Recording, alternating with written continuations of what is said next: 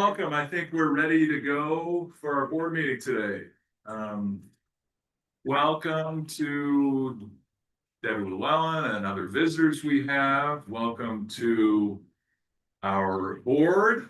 Welcome to Rod Hall, our USB liaison. Great to have you with us. Welcome to all the staff. I understand there's a lot of remote work, so this is a bit of a reunion, I guess, to get everybody together, especially after the summer. So summer is now officially over. We're back to school and back to the board meeting. In board news, Dr. Kramer, I understand that we have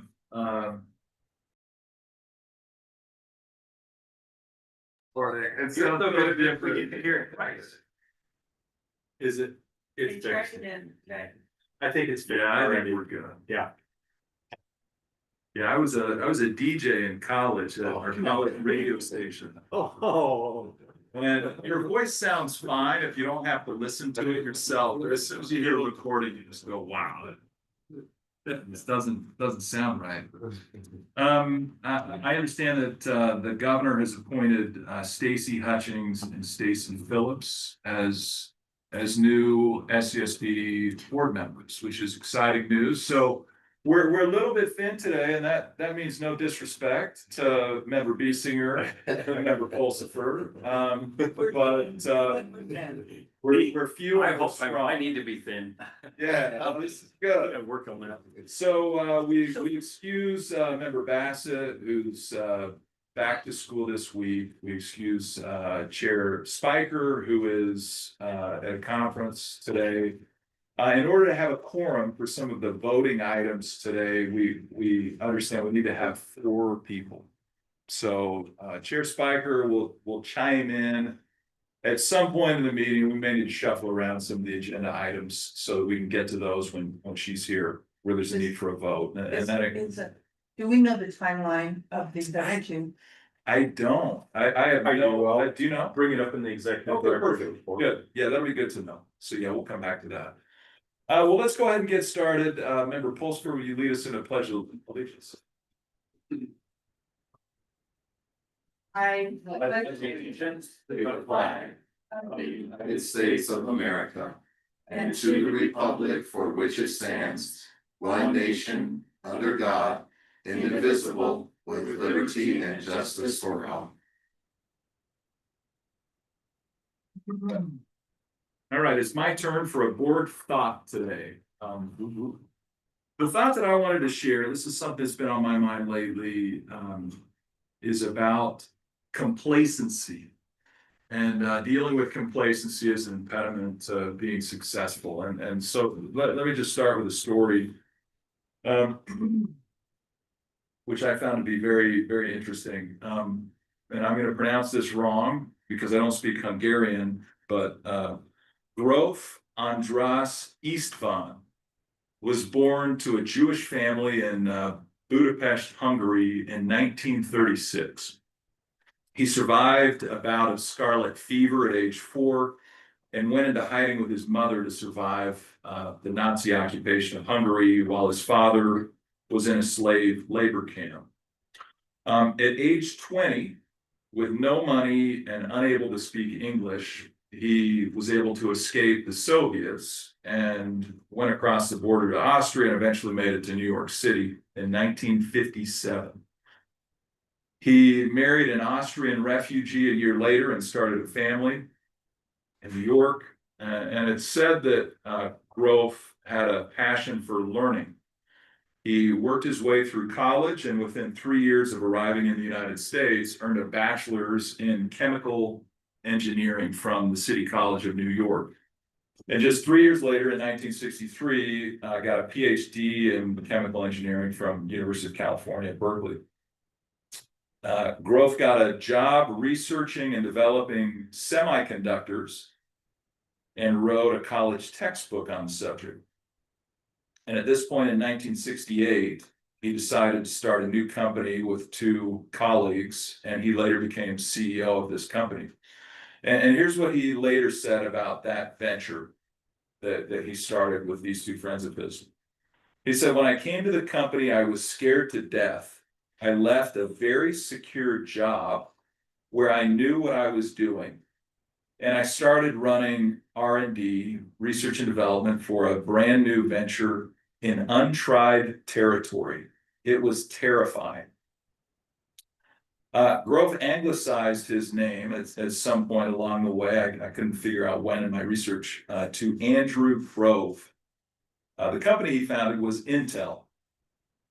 Grove was a pioneer in the development of computer chips, the building out of Silicon Valley, and really everything we think about today in the technology world.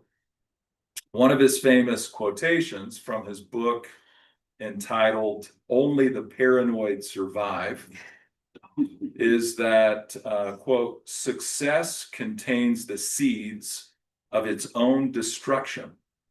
Success breeds complacency.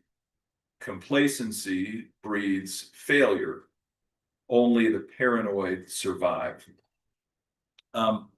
This concept of complacency was on my mind a few years ago. I had a great job, things were going great, and it was a situation where the work I would do day to day would just kind of show up in my office from others.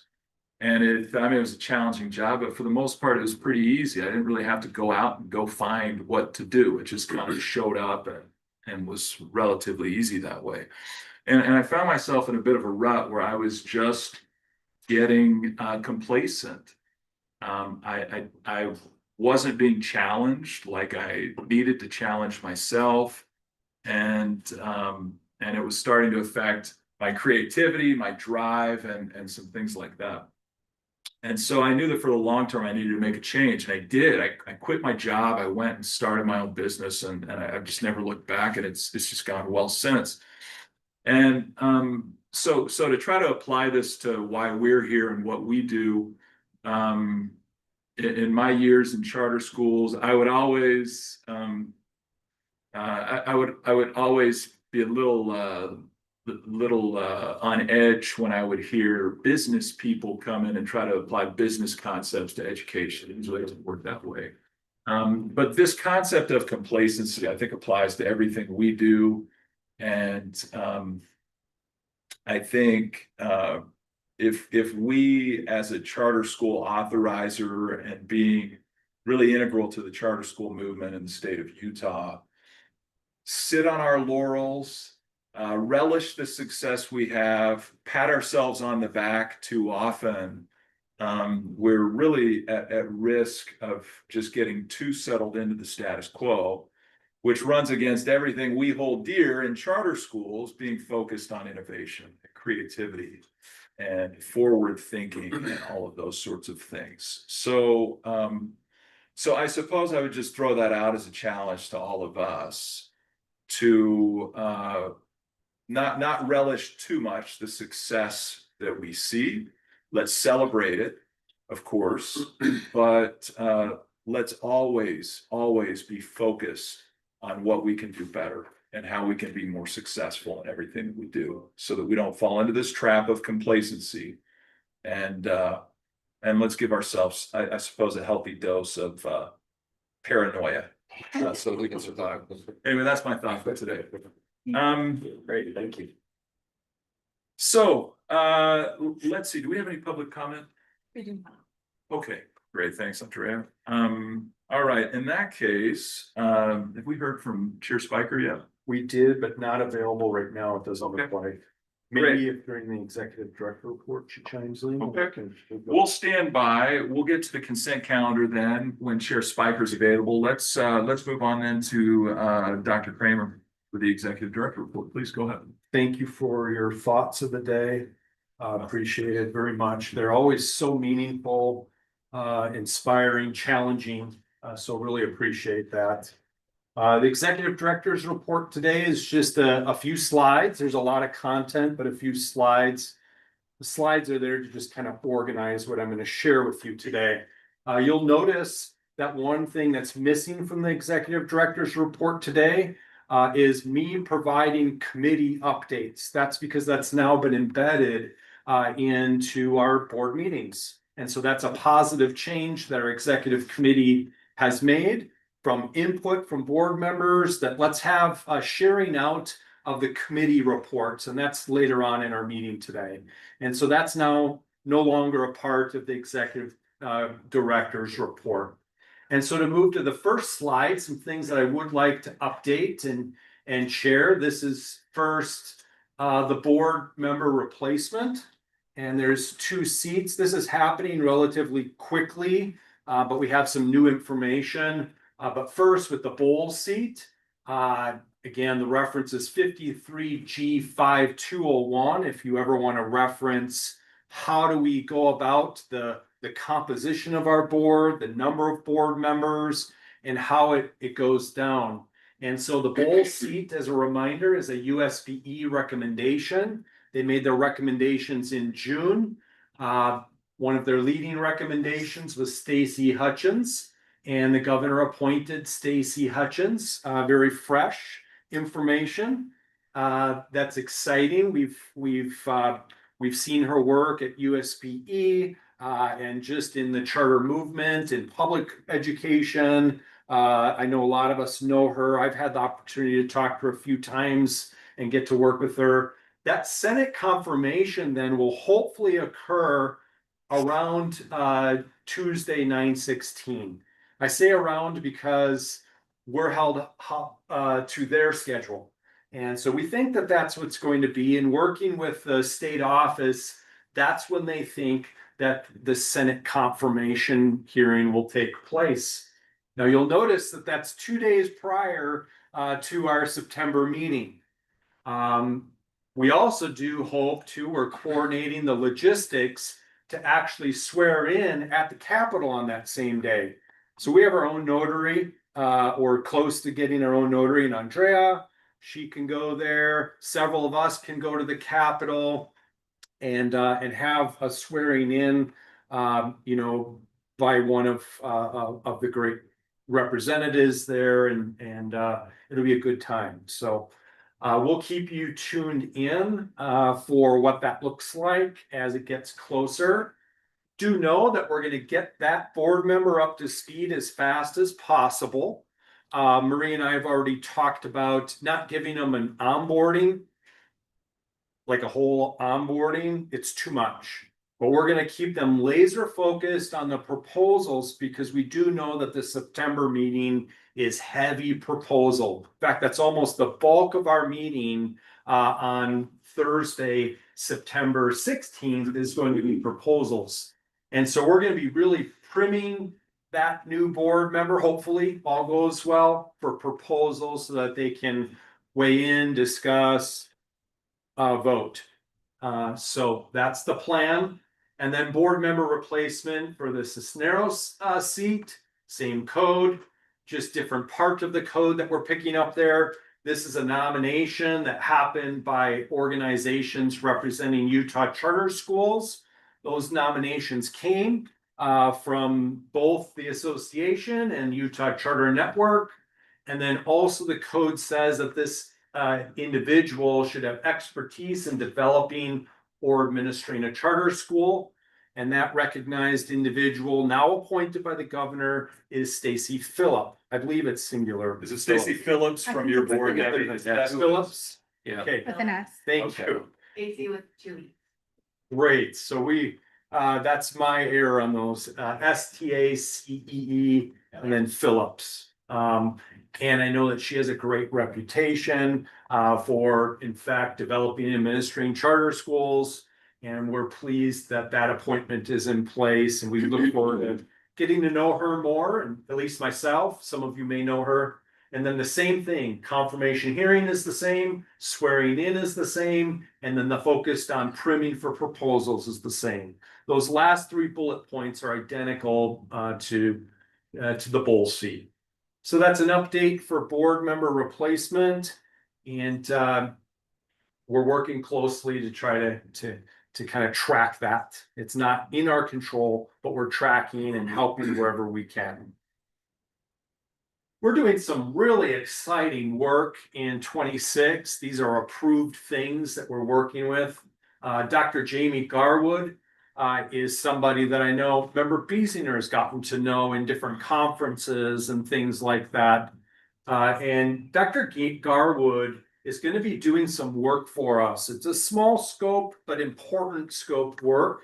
And the purpose is to analyze and visualize key data, primarily social economic data, academic enrollment, and geography to identify underserved communities, support data-driven authorizing, and inform charter school growth strategies in Utah. We're really excited about her expertise. She creates great visualizations like heat maps that really make the data come to life. She and I have worked together a couple of different meetings already, and we're about to officially launch this work to really put together a research-based analyzing and visualizing key data points. So thank you, Member Biesinger, for kind of being the impetus on this and talking about it. We shared that this could be coming, and we now have it approved through purchasing and an agreement nearly in place, and our work nearly to begin anytime soon. We also are really excited to be doing some work with Onyx in 2026. Onyx, if you recall, is the group that comes in and the individual that comes in high energy in December, the last 2 Decembers, helped us with professional development. I forgot his name right now. Cedar? He's so memorable, It's, but I forgot his Oh my name. gosh. It's a- Cedar is the assistant. Ryan? Brian. I don't know why, but you probably remember he does come in with some high energy. Well, one of his other areas of expertise and training is with the EOS system and with traction. And so his purpose is not to necessarily have fun and have energy popping. We'll still have some of that. But the primary objective, the purpose is that we're going to take 26. You've heard us talk about this several times. Traction is to implement traction in 2026. We have books. We've been doing book studies. We've been doing some different work associated with it loosely. And it's now time to hone in on this. And we are going to take some business processes to keep us sharp. And to your message this morning is don't become complacent. We know we have to be great customer service oriented and really sharp. And this EOS traction is a proven system. It's an effective framework to enhance leadership, accountability, and operational efficiency. And the goal ultimately is to create a well-structured department that aligns with our vision, our strategic plan, and ultimately drives growth while fostering a high-performance culture. We're extremely excited to be partnering with Onyx to do this work.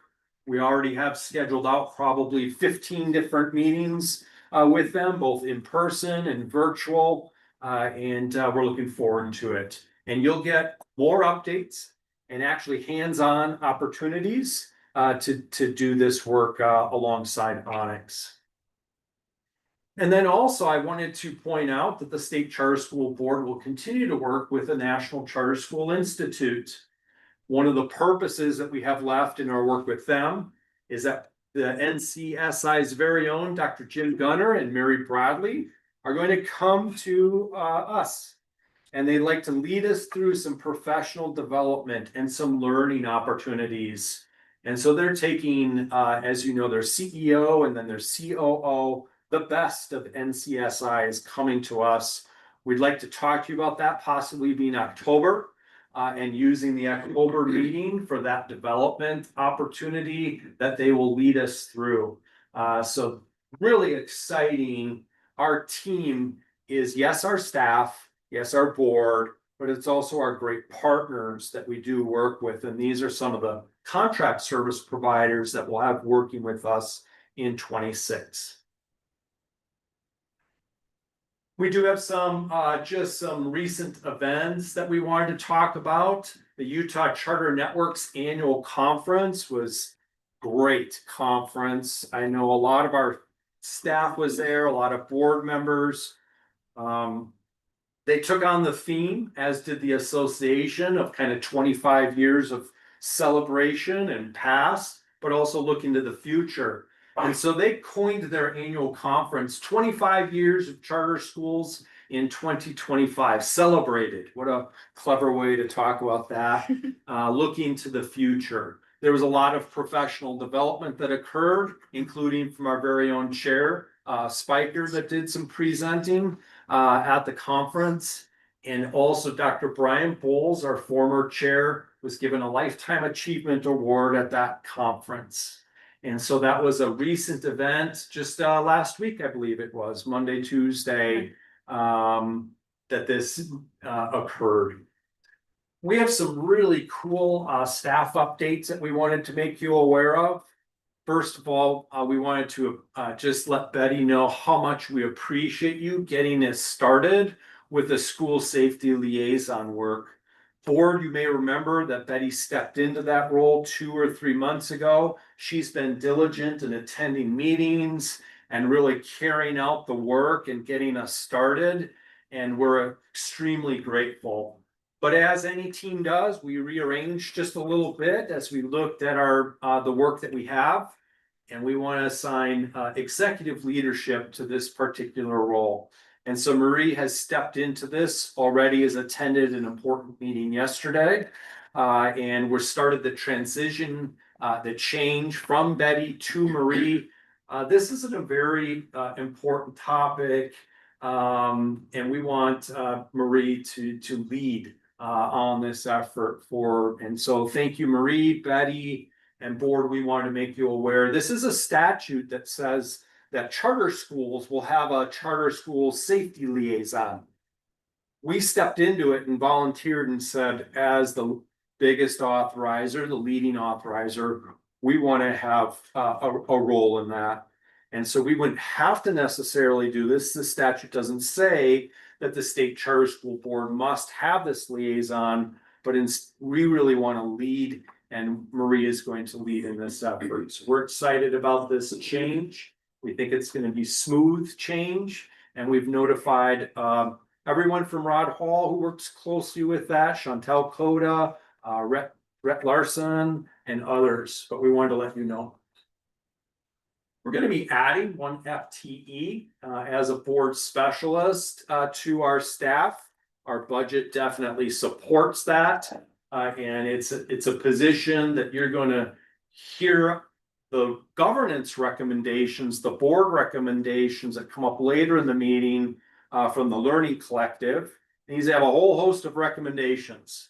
And when we prioritized and looked at the different opportunities for hires, we probably could have had 6 FTEs with all the work that we have to go around. But in order to meet these recommendations, or at least some of them, we really feel that an FTE that supports boards, we know all of our board members, we have a relationship with our LEA boards, we're supporting our boards with different things such as onboarding and board meetings and governance. So we're excited that in the next month or so, we'll be adding an FTE. And then we also have an IT update. The USBE continues to support our IT infrastructure, but we are now deep in the purchasing process and looking at some state contract providers. Probably a half a month to a month from now, we'll be working closely with an independent third-party IT full service provider. That scope of work has gone out and people are looking at it. We're really excited for that change. But until then, know that USBE has been a solid for us in providing IT. The next slide is an opportunity to say goodbye to 25 and 2025. We now have had our event. We've had our talking points. We've been centered on the past. We've been celebrating the past. We know that the association held their great conference centered on 25 years. UCN I just talked about. And so you will no longer see this amazing logo and hear these amazing talking points around 25. We may reference it a few times, but we need to meet the present and look to the future. And so just know that this has been a great opportunity for us. And thank you, board, for your full support of this opportunity to just, improve our perception of what we do, improve the reality that people know what we do. And this particular campaign really gave us the opportunities to get more state looking at us and national recognition and just launch in many ways. But we aren't gonna move too far because our next logo within the logo looks really similar. We didn't want to move too far away from that look. We really think that our imaging and branding is strong right now. It was a simple look that we had. Our mission is about advancing quality choice, innovation, and student success through rigorous authorizing and supportive oversight. You have heard us talk umpteen times about us being a supportive authorizer. And so that's what we talk about with our present is support today. That's every day. We support today. We meet today with support. And the success tomorrow, not as if we haven't had success in our schools, we absolutely have, but we always want to make tomorrow better than today. And today we're supporting, tomorrow we expect success. And so we add a little sunshine to that logo, taking away the kind of night event that we had and melted some of the snow, I think, on the mountains to give it a little bit different look. But know that we're going to embrace and really lean into this with our emails, with just some of our different propaganda and messaging that we use, that we support today and success that we want. Again, we didn't veer too far. We have a really cool opportunity to improve our evaluation process. And so, led by our chair, she's talked a lot about, as she does evaluation of my own work as your executive director and Marie's work, she's leaning into an evaluation process that we use that's based on the strategic plan, that talks about the executive director and the associate executive director's goals so that it's very transparent. You know exactly what I'm focused in, Marie's focused on for 26. So that, because really we're an extension and we're privileged to do your work. And so she really is encouraging on this new evaluation process. One of the things that I'll be laser focused on this year is working with Onyx and having that traction implementation. When we implement traction, we're going to have core processes defined. When we implement traction, we're going to have data that we use more meaningfully for the work that we do. It dovetails nicely into the work that Jamie Garwood will do for us and other things. So that's one of the goals that I've identified and you should be aware of is traction implementation. Board, you passed an amazing accountability framework just in the spring. And we are starting to implement, but it needs a leader to implement the accountability framework. And I really want to step into and lead that effort. I felt really privileged to help our team get it across the finish line and then our board to approve it ultimately. And so I don't want to let go of that implementation. And I think that that's an opportunity of high prioritization. Of course, we'll work with Marie. Of course, we'll work with the support team. Of course, we'll work with the board as we implement and with also the oversight committee. But that will be a goal for 26 that I have. Marie is super focused in on supporting staff and helping our staff continue to grow. I am so privileged that she helps me grow and helps me. And so now it's just, how do we really make sure that all of the support team is growing? No one comes complacent, that we're continuing to grow. One of the things that came out of a board meeting, maybe 3 or 4 meetings ago, was our own onboarding process. We have 2 new board members, as you know, on board. And how do we provide onboarding for them? And Marie's going to spearhead that effort, is to provide onboarding. And we're gonna also use that same onboarding process and share it with LEAs. So the vision is to use that template, those tools, and say, hey, LEA board, if you want to use this onboarding or parts of it, we encourage you to use it. So we think that that's a really wise use of our own work on onboarding our board members. And Marie has been working on that. Take a quick pause. Let's do it. We're gonna pause. All right. Steph, can you hear me? Okay. So we're just gonna take a quick pause from Dr. Kramer's presentation. We have Chair Spiker on the phone. Chair Spiker, thanks for joining us. We're just going to get quickly to the consent calendar. But before we have a motion, does anyone have any question or concern about the consent calendar? I have one call. Bissinger, go ahead. Item D, the Rockwell item. Yes. I would like to make a comment on that. I don't want to make it long and thing, but Yeah, go ahead. so I don't know if we need to pull it out, but I just want to make a comment.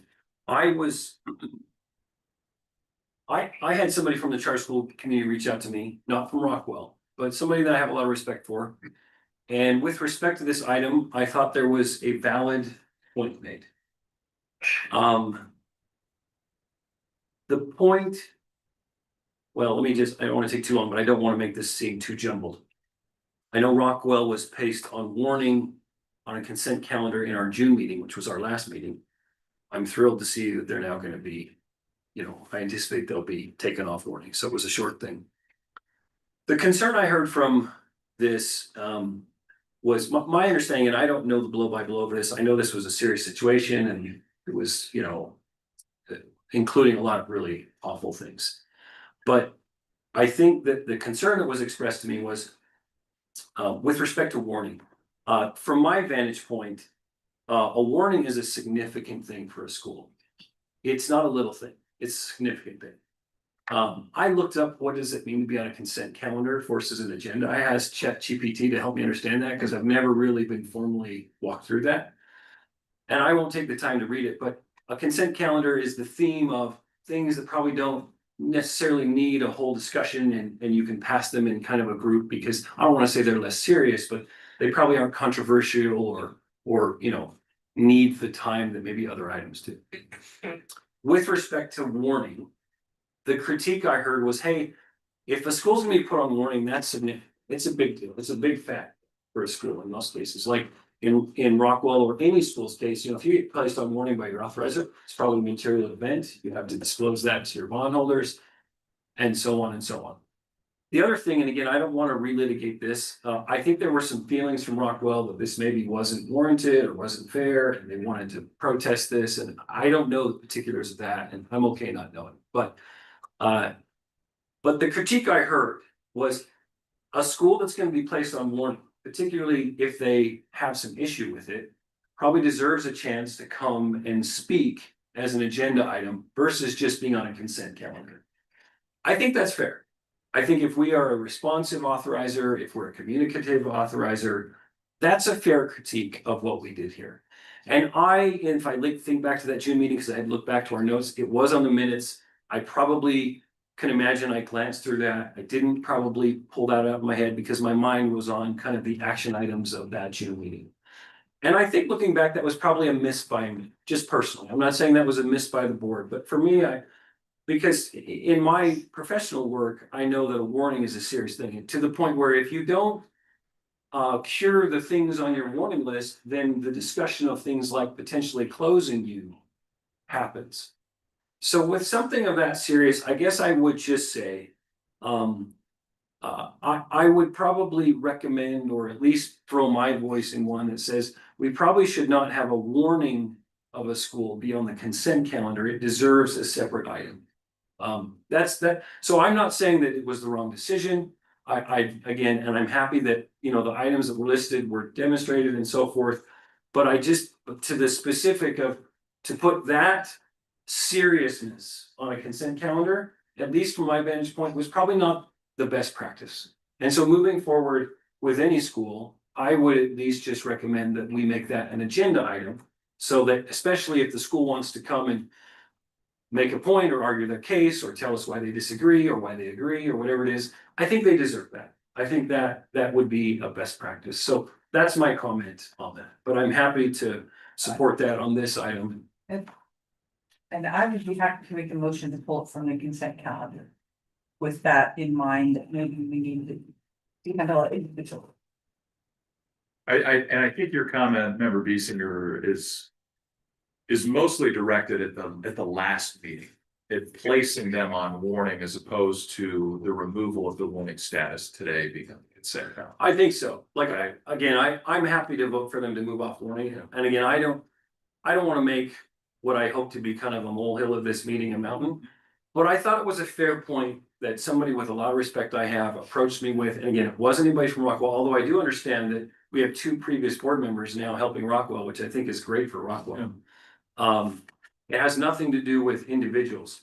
But using this school as an example, I think moving forward, it's a best practice to have something of that serious of a nature not be on the consent calendar, because I think it has a lot of gravity, that warning status. So that, I just want to limit my comments to that. I'm okay if we keep it on the consent calendar today to vote them off. Because I think really what's done is done and we can just do this moving forward if members of the board agree, and you don't have to agree with me, but from my voice, I just wanted to articulate that. Yeah, that's great feedback. That's feedback that we can certainly take into account going forward as an executive committee and formulating the agenda and figuring what should go on the consent calendar, what should, so that's great feedback. Any other comments on that?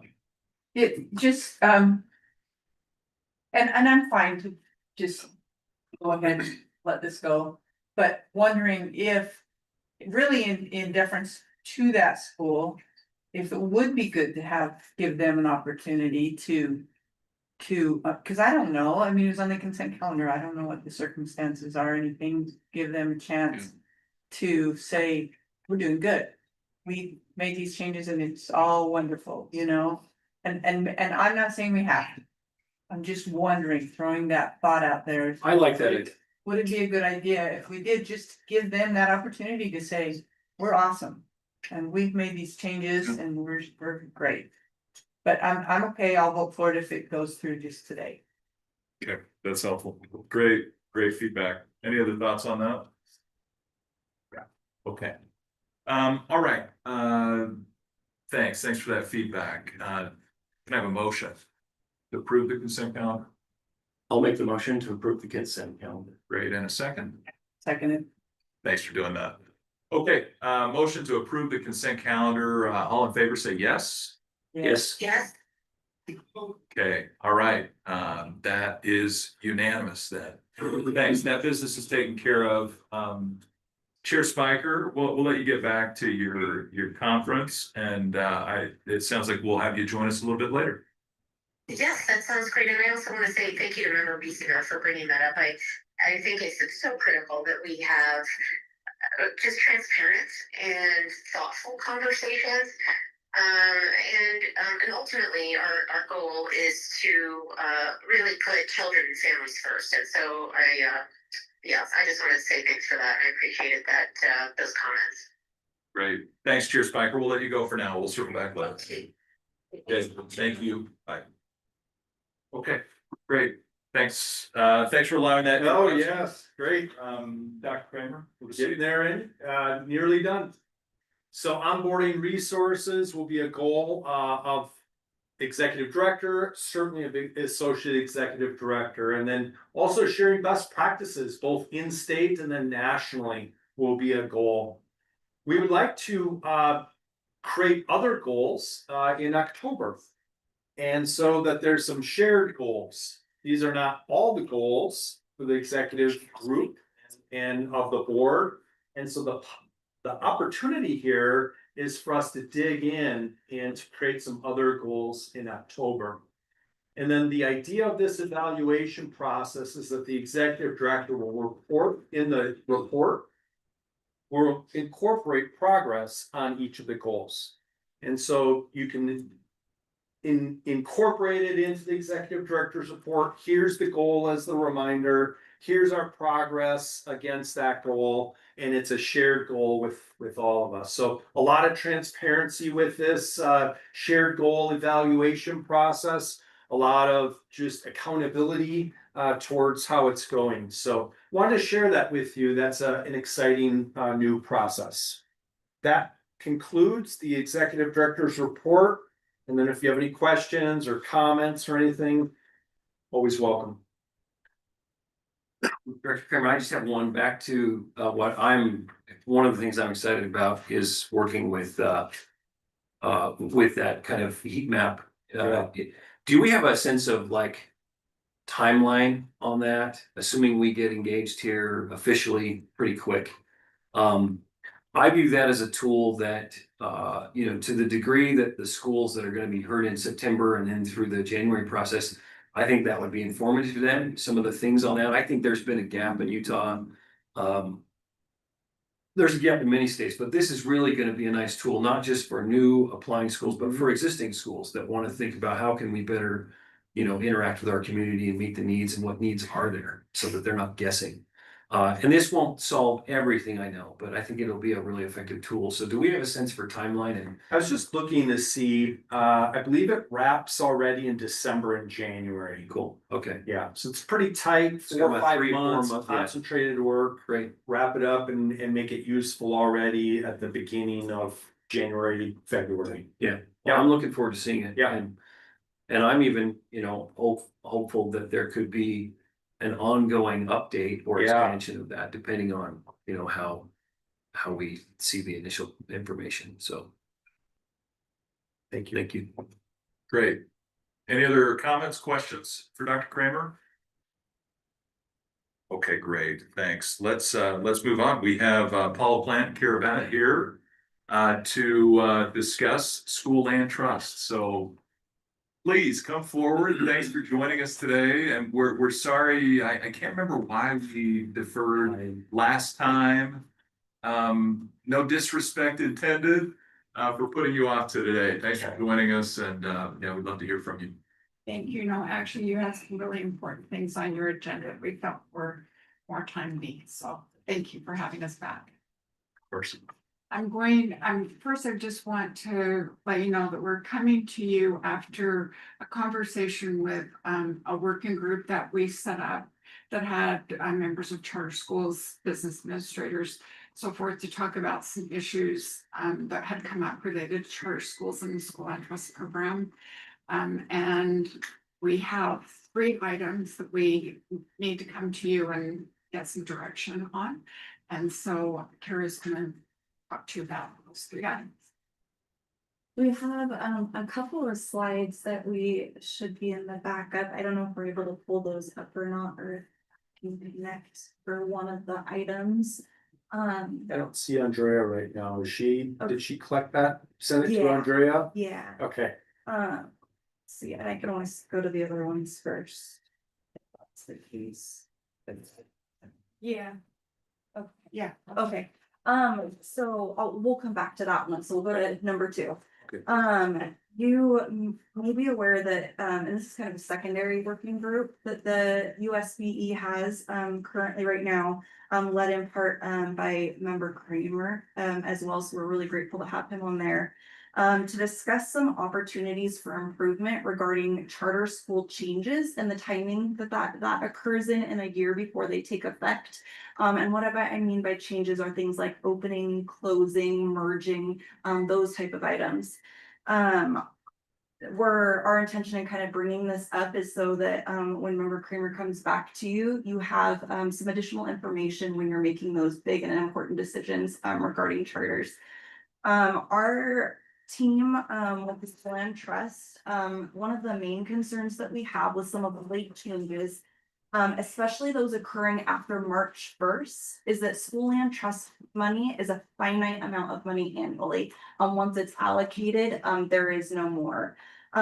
So as you may know, councils are the ones that get to decide what to do with those funds. And they need time to plan in the year before and go through all of the review processes that are required in order for them to be able to use them under the law that is around the trust. So any changes that occur after March 1st, so I know sometimes you have to make some really difficult decisions with making exceptions, right? You want to get charters up and running and put them in a successful spot to go. Unfortunately for school land trust, if it occurs after March 1st, there is no additional money for them. It's been allocated to all of those schools.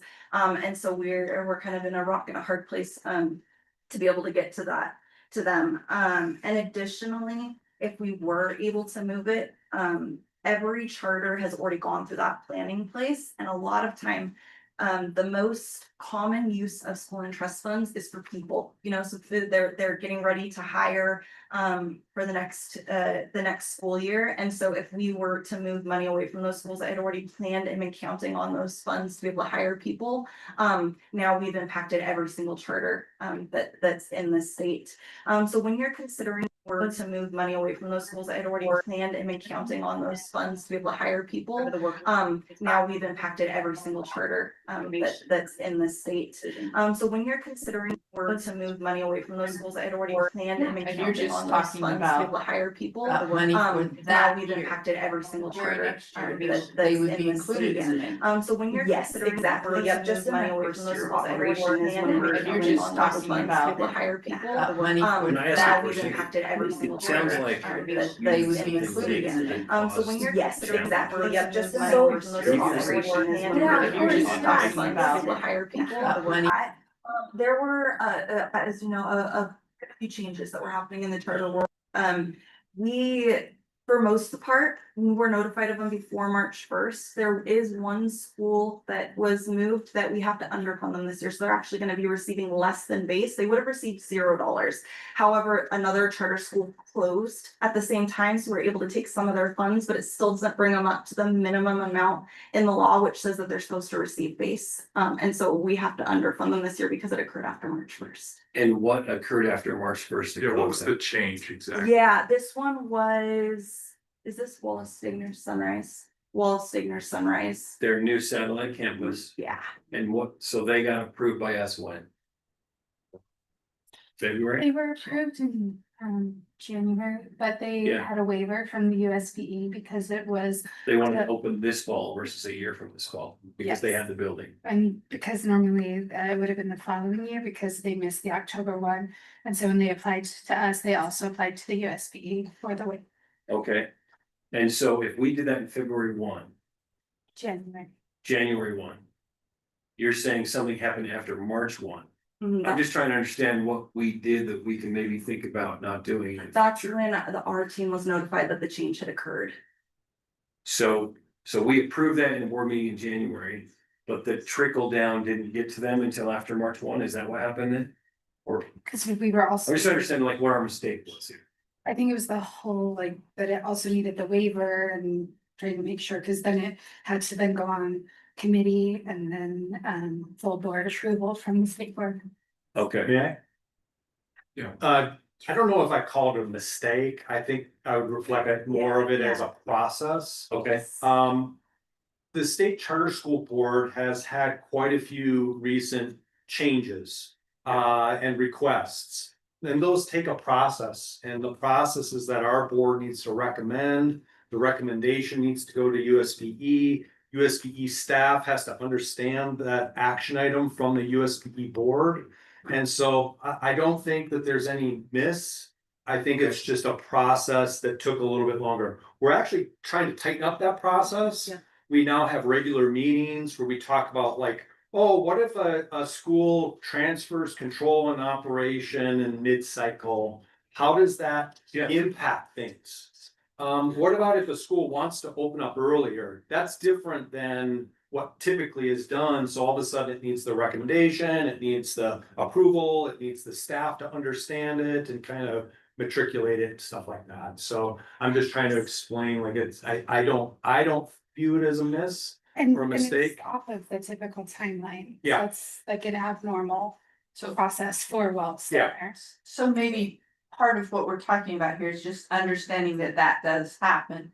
Not that it is necessarily a mistake Correct. or even wrong. I mean, obviously, every penny added to a school is helpful to that school, but understanding that this is something that happens Yeah, so that we all understand that. right.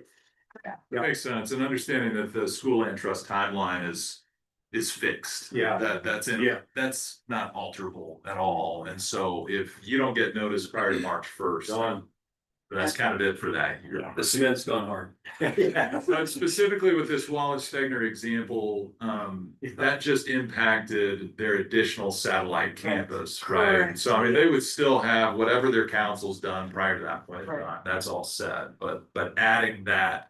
And you finding out about it after the fact impacted that particular campus with no Okay. land trust funding, right? Exactly, yeah, and Okay, because that makes Land sense. Trust is a school level program, so each campus is viewed as an individual participant within the program. So Yeah. the other satellites also have their existing funds, but that school in its individual participation will be forward funded. That still is, that's another big fat deal. Like, hey, you can open, but you don't have any funding. Like, I'm glad you guys hustled to make, try to make that work, but what about the surrenders though? Like, were the surrenders that we did right at the end of the year where we kind of codified those?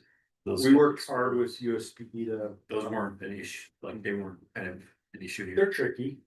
Yes, so I just want to maybe make a comment. I've been around since charter schools were created first in this state. In fact, I sat on the first committee that authorized the first SAN, I believe. And it's been really an interesting and exciting experience to watch how things are happening. It's interesting to me that 2.5 decades later, we're addressing different issues than happened in the beginning, right? And your the thought process that maybe if something's not working for two charter schools, maybe they can combine and be successful. Or, those kinds of things we're seeing happening now, where it's been really interesting to watch it. It's just that the trickle down effect sometimes impacts things that we're not thinking about initially. There are several ways that changes after March 1st for our program could affect charter schools. And we actually had a proposal that we were going to bring to you that the working group was recommending. But we have decided to take basically anything related to timing of charter schools off the table until this working group that Dr. Kramer and I are participating on, so we can so we're not dealing with our issue in isolation. We're talking about everything, right? And so we'll be back with a recommendation. We just thought that it was important for you to understand our particular challenge, right? And trying to make it work. But I think your point is important. And the next thing Kara's going to talk about is not too related to new charter schools. Sometimes new charter schools really need those funds that help them to start out, right? And if we just spent all the money, we've sent out all the money, then that's something that, that we need to be considering. So, yeah. Good, remember Bolster, go ahead. Yeah, it's been a while since I was on the ground level.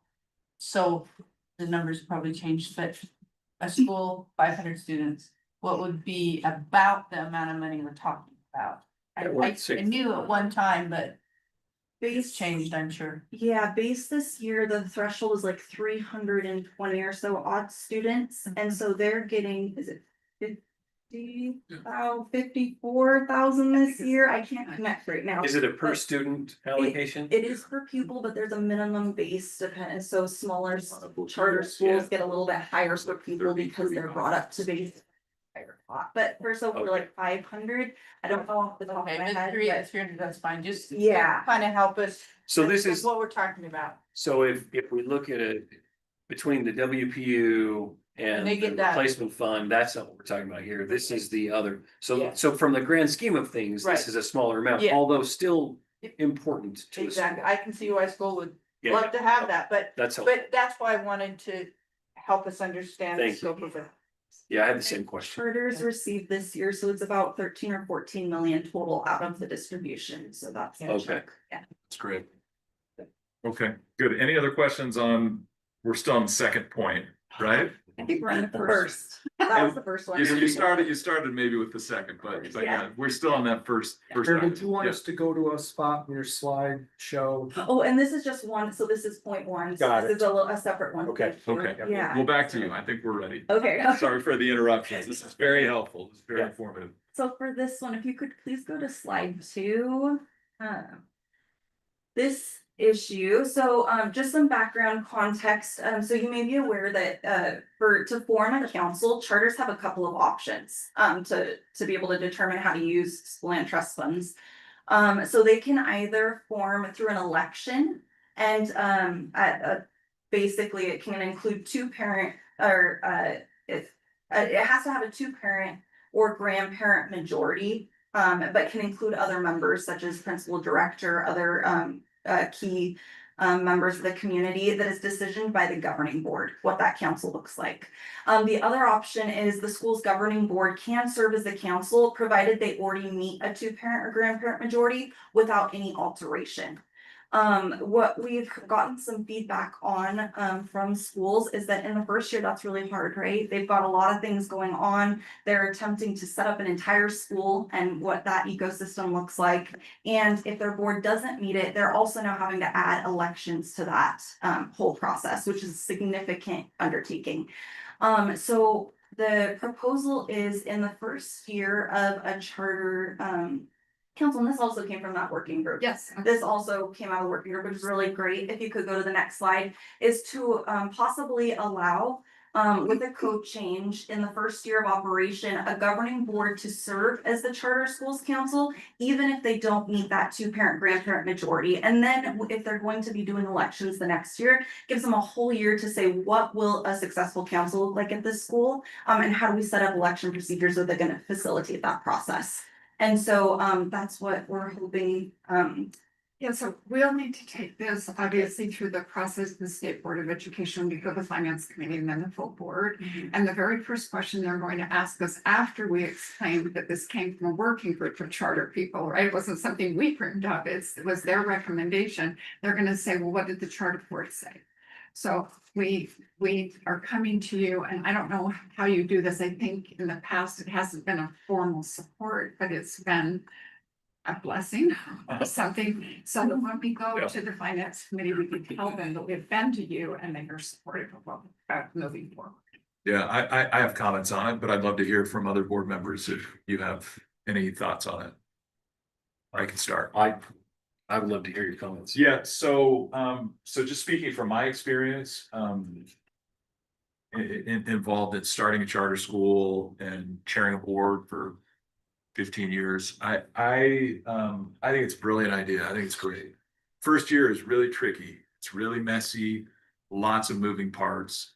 And it's tricky when you don't really clearly have the school population quite yet. Because you want to start early, so you meet those deadlines. I think it's great to be able to have the board just do it the first year. But the point of that election, I think, is really important, and the point of having the grandparent involvement, that's actually new to me. Is that a change, or has that always been the case? I don't know why I've always missed that. I always thought it was parents, but okay. So, but having that parent involvement, I think, is important. It's part of the law. So I think this is great. I think it's an excellent. I would support it, but member Yeah, Christopher.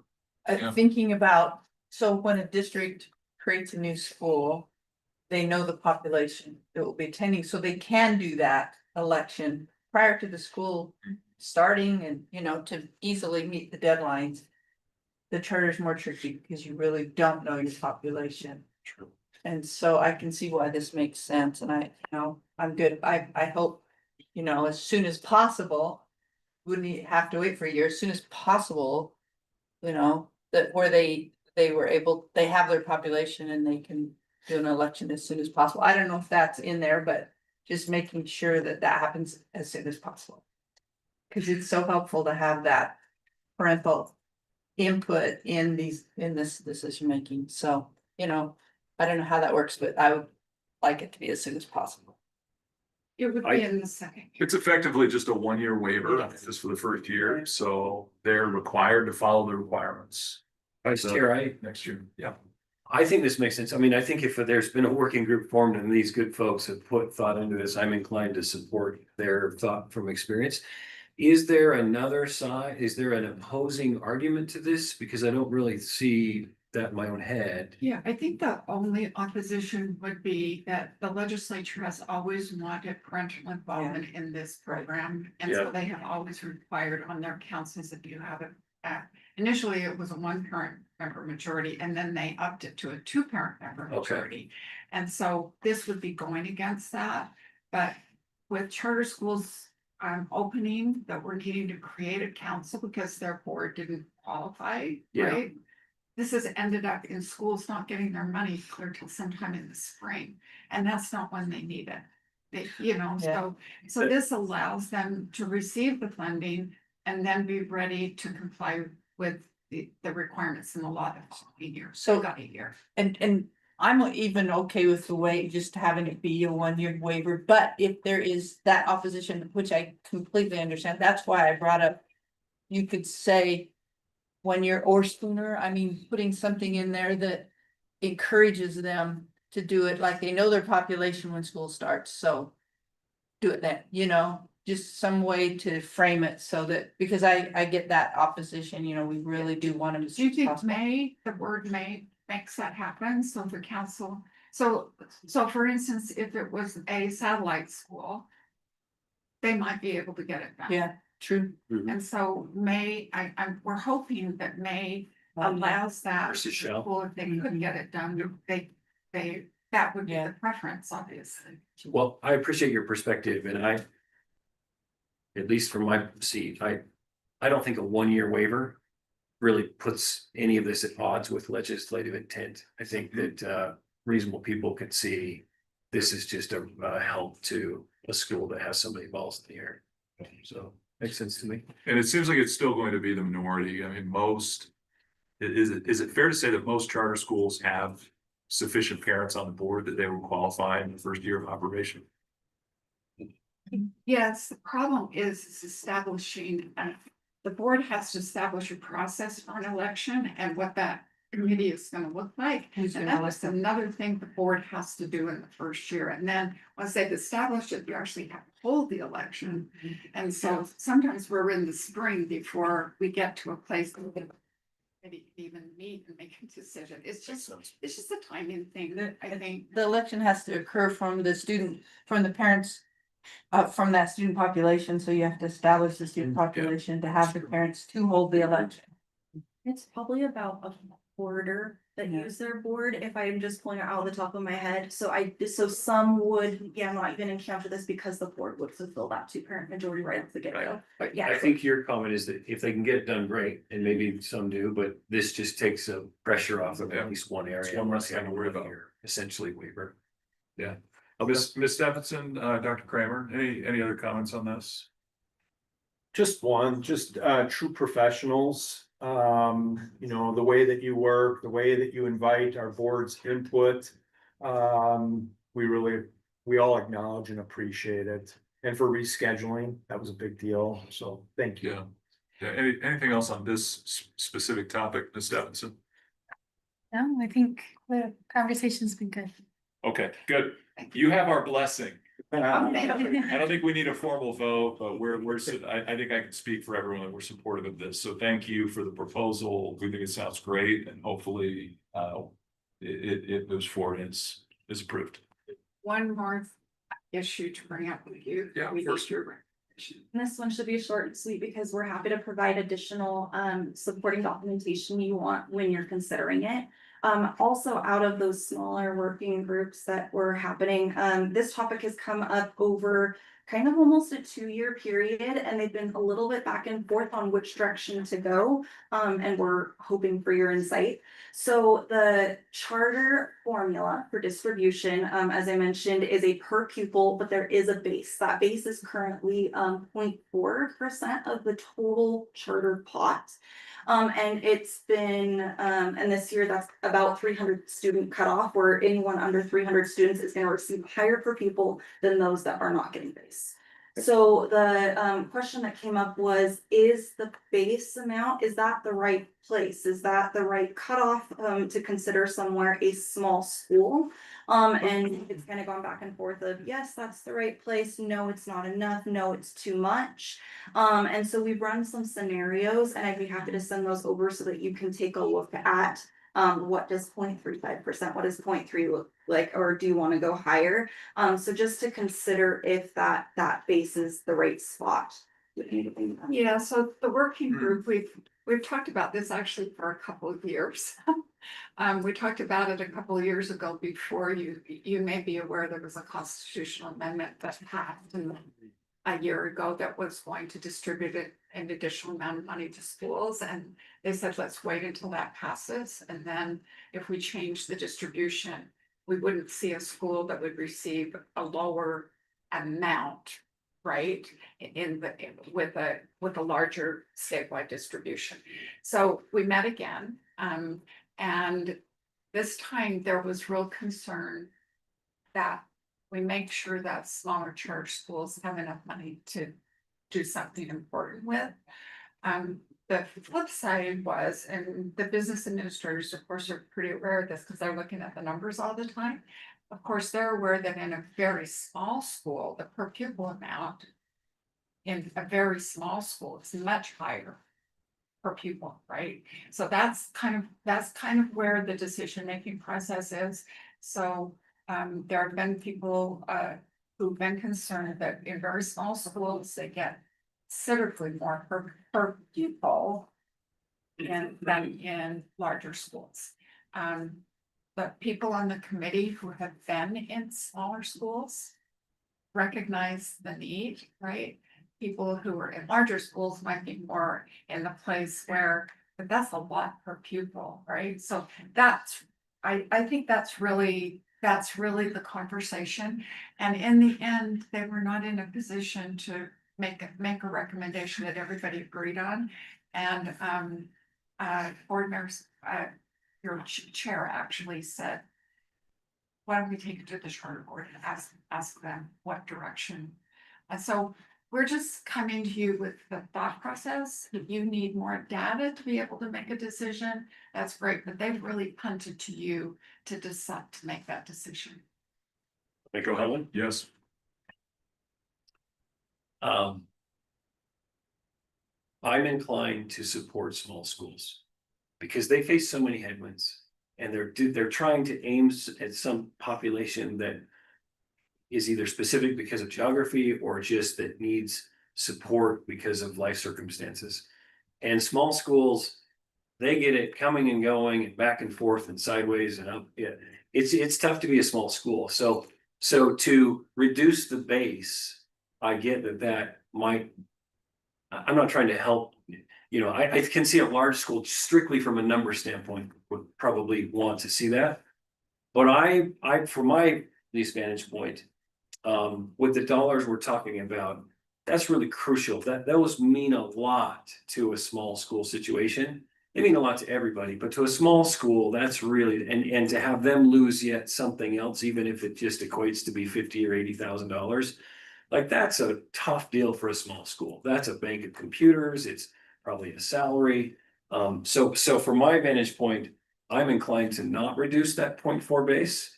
I'm not speaking for the board, of course, but I just think large schools have other opportunities, other abilities to start to create, kind of streamlined, costs. Small schools, they just don't have that. And so to reduce it for our rural communities, and for those schools, even if they're not rural, but they're really aiming towards population that could use this, I'd be inclined to keep the base the same versus reducing it. So that would be my comment. I have a question. When we talk about small school, is it the school itself, or as we know, some of our charters have multiple schools? Is that if they have a multiple school, one of them's really small, starting up or whatever? Does those numbers still play into them for a base? Yeah, because the program is it in, yeah. the gist, the program doesn't recognize that a charter even has a group with multiple schools. It says, what does this school in isolation look like in their population? Yeah. So it does. And Is it based on an LEA then, or on a campus? That's By the, campus. see, that's, Oh. that's where I 100% agree with what you said. But it doesn't always apply if it's a campus, you know? Yeah. Then they really do have that support, you know, I know it's different, just like a rural school as opposed to part of the district, small school, part of the district, you know? I think most of our schools, though, with multiple campuses, I'm willing to bet those campuses are all probably above 300. Like I can't think of a Athenian, I don't know how you view Athenian, but they by definition support rural communities, so they have a bunch of campuses that might have 30, 40 kids at a campus. Now they're one LEA, but that's the one group I can think of where they have multiple campuses that are by design very small, because their mission is to bring choice to rural communities. Most of the other schools, the Wallace Stigners, the others, I mean, they're starting with well over 300 kids, but I'm just thinking about these rural communities and these charter schools that are really aiming at a more specific nation. And I just don't want to put another headwind in front of them, because I think that's already a valiant cause that's challenging financially. So I don't know. I repeated the same thing again. Sorry. Good. I don't have any other feedback. I agree generally with what Member Biesinger said, though. I want us to be able to support smaller schools for sure. But what I'm unclear about in what you're considering is does that mean keeping the threshold the same? Or because you suggested keeping it at the 0.4%. And maybe I misunderstood what you're suggesting. It seemed to me that to provide more money to small schools, we would need to reduce that number. I think I might have misunderstood the metric. I think we flipped that. I think if you reduce the base, that hurts the small school, because then less money comes in at the bottom and Is that right? Per pupil add. It helps the larger schools financially. We're not, I hate to frame this like we're helping hurting, but I think that's kind of what we're debating. That's the wrestle. So I would be for keeping the 0.4. It doesn't sound like there's a motion or anything on the table to raise that. But is there, should we lower it by some? But I would be like, keep it at 0.4, because I think that's the best way to keep the small schools helped. Yeah. One other question, in the discussion, cause I can kind of see both sides of this. And was there any discussion in keeping a base but maybe a little lower so the disparity isn't as much? Was that in the discussion? Yes.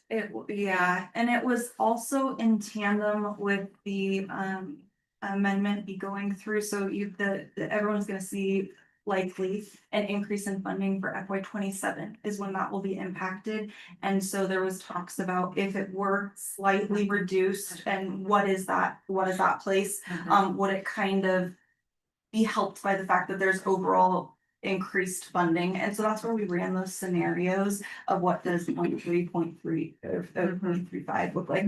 Right. So that, yes. And they didn't come up with anything that felt good to them. I think that when they saw the scenarios, what I heard was that when they were looking at the benefit that would come out of the larger schools getting an increase didn't outweigh the reduction that those smaller schools would see. They're like, oh, we won't get that much more, but they'll see a lot less. That's a lot impactful. But there was definitely opinions on both sides. Yeah. And maybe you want to tell them about how many receive base that might. Oh gosh, off the top of my head. Was it, I wanna say it was, I don't remember off the top of my head, but I can get that. Yeah, it's not Huge. it's not a lot, it's more, it's like 30, I'm thinking it's between like 25 and 30, yes, that receive it, so. Meaning that they would, if this were changed, those 30 schools would have their base fall, because they were below the 300 Yeah. So we threshold. have a fewer number that Yeah. receive base and more would be receiving. But Yeah. so kind of the issue was if you reduce it a little bit for 20 schools, what is the benefit For the others. And it's not very much. Yeah. Because it has to be distributed to a lot more people. That makes sense. It was about $700 to $1,200 per school that you'd see in the increase depending on the scenario. Whereas the number of schools that fell off receiving base, because now the threshold for enrollment is lower, it was more impactful because that's a smaller pool of schools. That makes sense. So do you want more information or do I have that? What do you want us to do? They punted to you. I'd love to understand the data a little bit better, Okay. because even now, as we've talked about it, I'm not sure I can visualize the math. And so I wouldn't mind seeing how, like to what degree schools would be affected by making any change. But I do think generally, I mean, everything that Member Biesinger said, I totally agree with. I would hate to make a change that would, just to provide a little bit more money to schools that are already large and receiving more than adequate funding. I would hate to make that There's kind of a never more change. than that. Well, I said that, you're right. I didn't say that right. More adequate funding than what our small schools receive. So if we sent you the scenarios that we ran for the group. Yeah. And then scheduled the time to come back. Perfect, that'd be great. Kara runs the numbers for the distribution in December. So what we need, so this would require a rule change. If you were gonna make a change, it would require a rule change. So we would want to get to the board probably November, October, right? Those two timeframes, but then she would have the correct information to actually do the distribution. So if we came back, I don't know, in September or October. Then you'll have the numbers and you can say, this is how I feel about it. It's a brief deal right now, right? Sort of, okay. That would be terrific. It seems that October is a better meeting for us to schedule this. Is that Mm-hmm. right? September's a little crazy. And we'll only have one item. Yes. So I think what that data is gonna show, though, shooting from the hip blindly. That for those 30-ish schools, that would affect them by tens of thousands of dollars. But it would affect the bigger schools by a few $1,000s. I think that's what we're gonna see, right? Right, and I think Something along that. the spreadsheet indicates which schools will be affected Yeah. by a reduction. So you'd be able to see like the numbers and which schools, right, all of that. You'll be able to see, and we'll send all of that to you. Send it to, Yes. okay, to get out, and then we'll look to come back.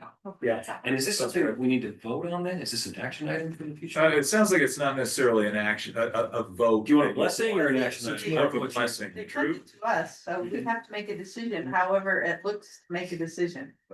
Right, Yeah. so if you just wanted to, if you're okay with it staying the same. If we don't do anything, though, the status quo stays, which Right, is the yeah. point forward. Yeah. So our decision would be, do we want to lower the And base how, or and how not? much, and I think how much, and she's run the scenarios for Okay. like Action. three different. So that would be an action item. scenarios. October, November. That sounds great. I think I know what my reaction is gonna be based on the discussion we've had today, but I think we owe it to everyone, all the stakeholders, to consider the data, look it over carefully and be well informed when we give you our feedback. So that sounds terrific. Thank you so Okay. much for your time today. We're really grateful for course. the work that you're doing. Exciting to watch charter school. For me, over 25 years, it's been amazing to watch the process and the students that have been served by being given other options. It's really important. So thank you.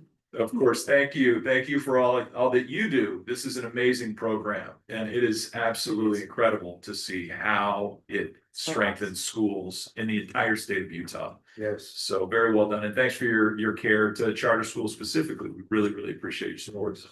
So thank you both, Thanks. and we'll see you in a couple months. Very good. Thank you. Okay, the next item on our agenda is from Lisa Cooper. Lisa, is now a good time to turn this over to you? Excellent. We look forward to what you have to say. Go ahead. It's yours. Maybe the technical parts.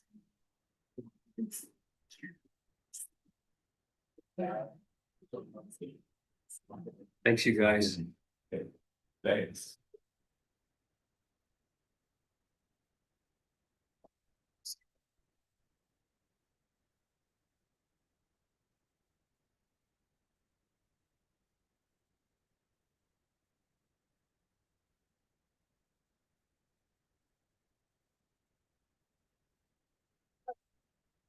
I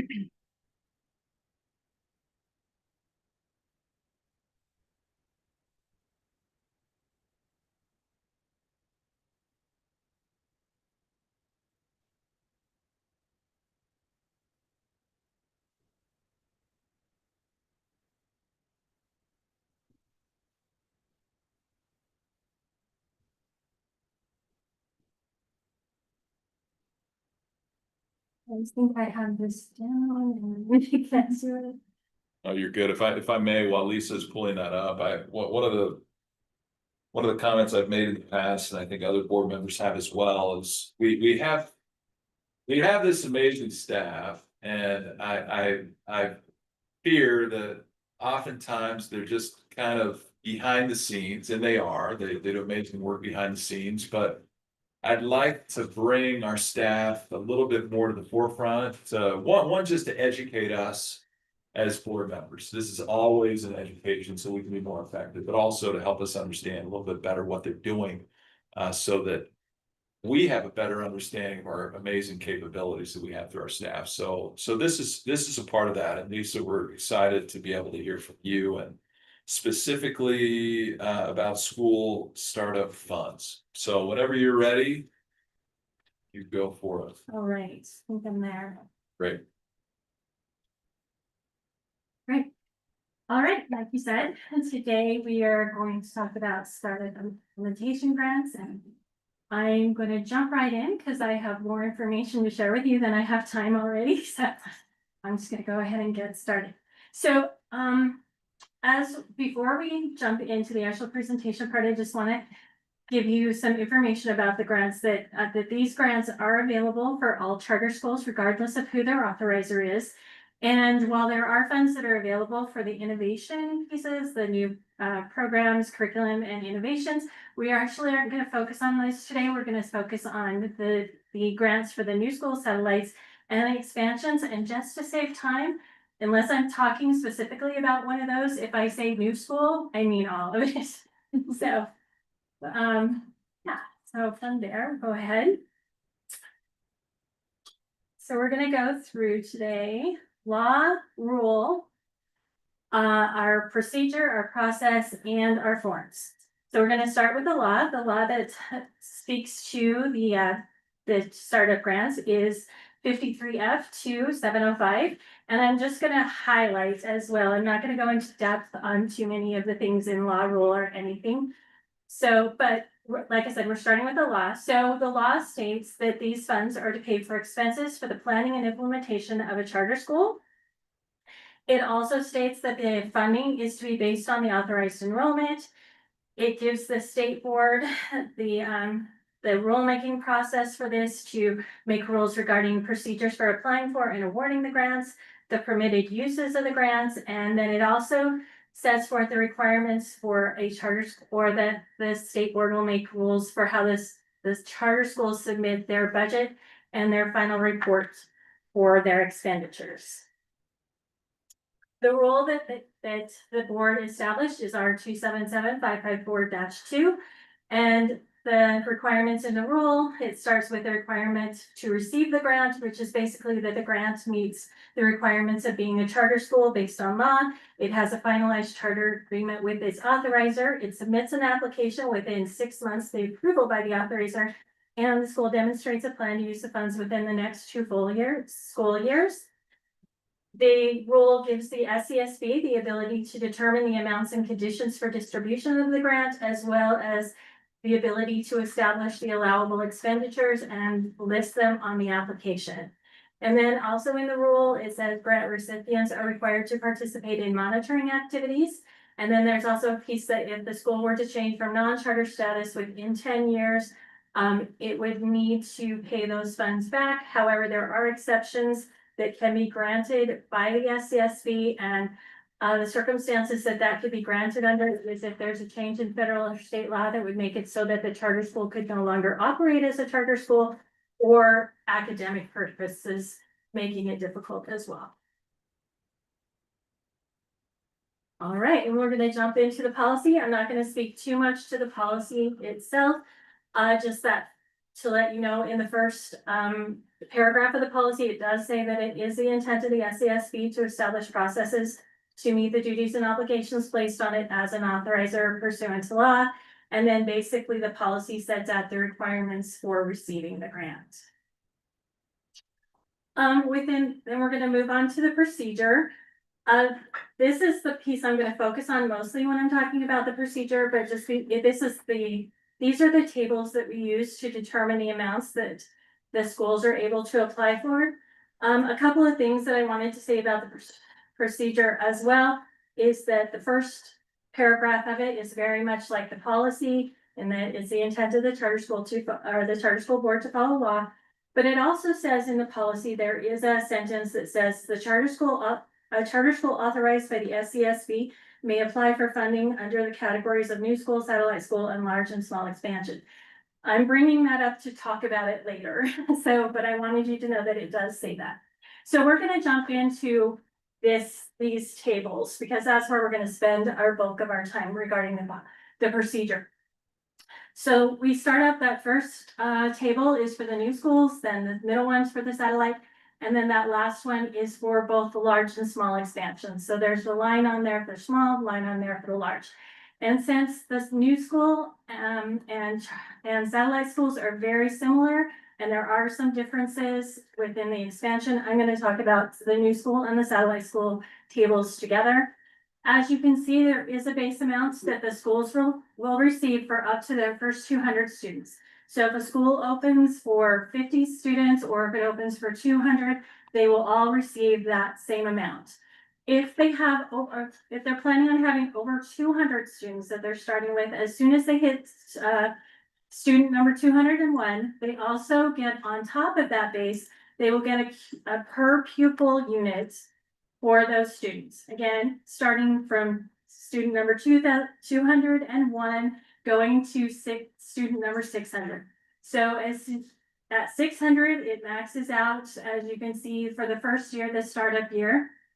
For a new school, it would max out at 330,000 for their startup year. And then in their implementation year, it would be 110. So that is something that is different, how that per pupil unit is between how it's done with the new schools and satellites and the expansions. And we will talk about that as well. But as you can also see, I meant to mention it before, but they do have a 2-year payout period for the new schools and the satellite schools. So they have that startup payment that's going to be in their pre-op year, and they're going to get the bulk of their money is going to come in that payment. And then they're just going to get a little bit more in that implementation year, which would be their first year of operation. So, yeah, so anyway, so they're maxing out at 600 students. So as soon as they reach 601, there's no more money for that. Now, how that differs with the expansions, if you look at it, they actually, you have a base amount that any school would get. So an expansion, whether it's small or large, could actually receive that base amount without adding any students. So for a small school expansion, that would mean that they've just added 1 grade level. For a large expansion, it could mean that they added just grade levels and no students, or it could mean that they're going through a renovation of their school. So they're going to get that base amount regardless of whether there are any students.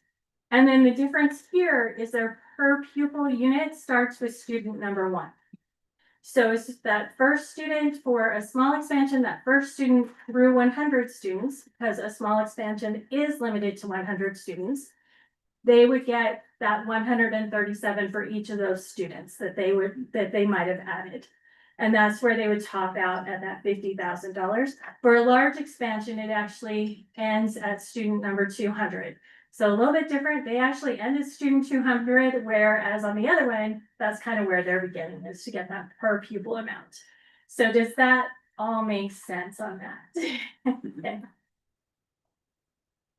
A couple of other things I wanted to talk about that are in the procedure. It does have that, like I said, that line that I read to you where the charter school is authorized by the SCSB is in the procedure. However, these funds are available to all charter schools regardless of authorizer. So that's just something we need to think about, because we're gonna talk in a minute about, like recommendations and challenges and those things. And it'll be brought up there again. Another thing that's in there is, this kind of idea of one and done I found in the procedure. And basically what that says is that once you receive a startup grant for, so if you receive it for a new school, which is basically, the new school is the equivalent of a new LEA, you can only get one. And of course, that sense, you're only gonna have one, you're only gonna be an LEA once, you're not gonna do that again. But there's also the idea, if you have a satellite, you can get the funding for that first satellite. If you come back again and you want another satellite, you can't get funding for that second satellite. And then for the expansions, it says something similar, and it's like, it doesn't differentiate between large or small expansions. So if you get an expansion grant and you come, even if it's a small expansion, you come back later and you want maybe a large expansion, according to the way the procedure is written, there's no funding available for that second expansion. All right. Now our forms, Lisa, yes. that our- last part you just explained, where Uh-huh. you get it the first time, but not anytime following. Mhm. Is that embedded in law or statute or, That's just within the procedure. so that's just a And procedure? we're gonna talk about that a little bit more too, Okay. but, Thank you. yeah. Okay, so the form is basically the application. We have a different application for each one of these, for the new school, the satellite, the expansion. We are going to focus on the new school application. I'm gonna go into a little bit more depth in this part, but that's the one we're gonna be looking at, so there's gonna be just variances between them, and I'll point them out what they would be. So this is our new school application. This was actually written prior to me being here, and when we put the procedure in place, I tweaked it to follow the procedure. However, there are probably things that are in it that need to go into the policy or the procedure. So we'll talk about that again, like I said, later, but I just wanted you to be aware of that right now. So basically, the application starts by telling what the purpose is of the funding, how to receive the funding, how it's going to be distributed, and then that is, the last sentence of that first paragraph says funding is based on projected and actual enrollment. Another thing that I want to point out, and like I said, the table will be specific to whatever they're applying for. If it's a new school satellite expansion, and then they have these uses down here at the bottom of that first page. And they're just basically uses of starting up a charter school. One that I do want to point out, because we're going to talk about that a little later too, is the third. So there's that last bullet, and it's kind of covered up by the thing under. Slide it over. Yeah, thank you, Amber, for saying that. So you have that last bullet, and then the third point says, personal expenses incurred either before or after the school's opening, not to exceed a total of $5,000 per month. So, and again, we're gonna refer to that later, which is why I want you to know that. This is what our budget looks like. You'll look at it, it has categories on it. Those categories have numbers. Those numbers come straight from the chart of accounts for the schools that USBE produces. And then there's a spot where they can put in the amount, and then you have that other field, additional info and comments. That's where they put in the budget what exactly that they are going to spend the money or planning on spending the money on. So we can go ahead and check back and make sure that those expenses are in line with the expenses that we found on the other page. And I did forget, I'm gonna go back to here for a minute, I apologize. We want to talk about this section here about where it says the board understands. And one of the things that it says is that it understands that the funds they're receiving are based on projected authorized enrollment, and also the enrollment will be corrected after October 1st. And that's important too, because we're going to talk about that in a minute too, and I apologize that I forgot to go on to the second page. But anyway, it also says that the school shall participate in monitoring activities. And part of those monitoring activities, because like I said, this is the new school application, it has some training in there that it talks about. Now, right now, I have to be honest with you, as I have been kind of working through this process, I'm not exactly sure what that training is. I believe it's part of Marie's processes for the readiness to open. I do believe that, I don't really know. So this is something, so we have things we're gonna talk about that we need to work through, and this is kind of for me, one of them that we just need to make sure we understand what that means. And then, they have an annual budget report that's due, and should the charter schools change the non-charter status, they know that they are gonna pay it back. So again, we have the budget that I went through just a minute ago, and we'll go on and talk about the things that I have been referring to, and I said we're gonna talk about later. This is where that comes in. So I have on here some challenges, some recommendations, and some things to work through. The challenges and recommendations kind of go together, so I am gonna go ahead and speak to those together, and then we will move on to that part about things we need to work through. So to start with, there's I found as we get these, so that these budgets for the new school are actually part of the new school application. For the other ones, the satellites expansions, I send those to them separately. But what I'm noticing mostly coming in with the new schools when they fill out their applications, and that I don't see so much with the other two groups, is that there's really a limited understanding of the budget tool. And I see a lot of budget errors coming in on that. And that's because I think the schools are just kind of not paying attention to those calculations, or they don't understand how to do them, and they just kind of need some help with that. And I'm sorry, I lost a train of thought, which is why I'm rambling, so I apologize. Okay, so they're not understanding how to use that budget tool. They're also not taking into account that $5,000 personnel costs that I talked to you about. So they're putting in much more than they should into that bill, and just not paying attention to that limitation. That's another thing I'm seeing. And then the use, another thing they're doing is they have to fill out a budget for their new school application. And what they're doing for their budget on the startup funds is they're just taking that entire budget that includes more things than more income than they would be getting from the startup funds, more expenses than what would be allowable, and they're putting it into the startup budget. They're not realizing exactly what they're supposed to be doing with that. The things that I'm working on to help fix these problems is Betty does what's called a boot camp training for the schools after the proposals are heard. Then the ones that are moving forward, they go to this boot camp training, and I had asked her if I could take some time to just talk through budget issues, including this, and she has graciously said that she would make time for me. So that is right now what I have in place that I'm going to do to help alleviate these issues for the schools that struggled, because the satellite schools and the expansions did struggle with figuring out how much they could get from the grants. What I've done for that is when I send them the email, I let them know in the email what they're gonna get. So that's been solved on that part. Now we just need to work through it for the new schools. That salary limitation that we talked about also. I'm sure when the application was written and when those uses for the funds were decided on, I am sure that $5,000, and it's actually not just a salary limitation, I should have put it, it's actually salary and benefits are limited to 5,000. I'm sure at the time it was written, that was reasonable.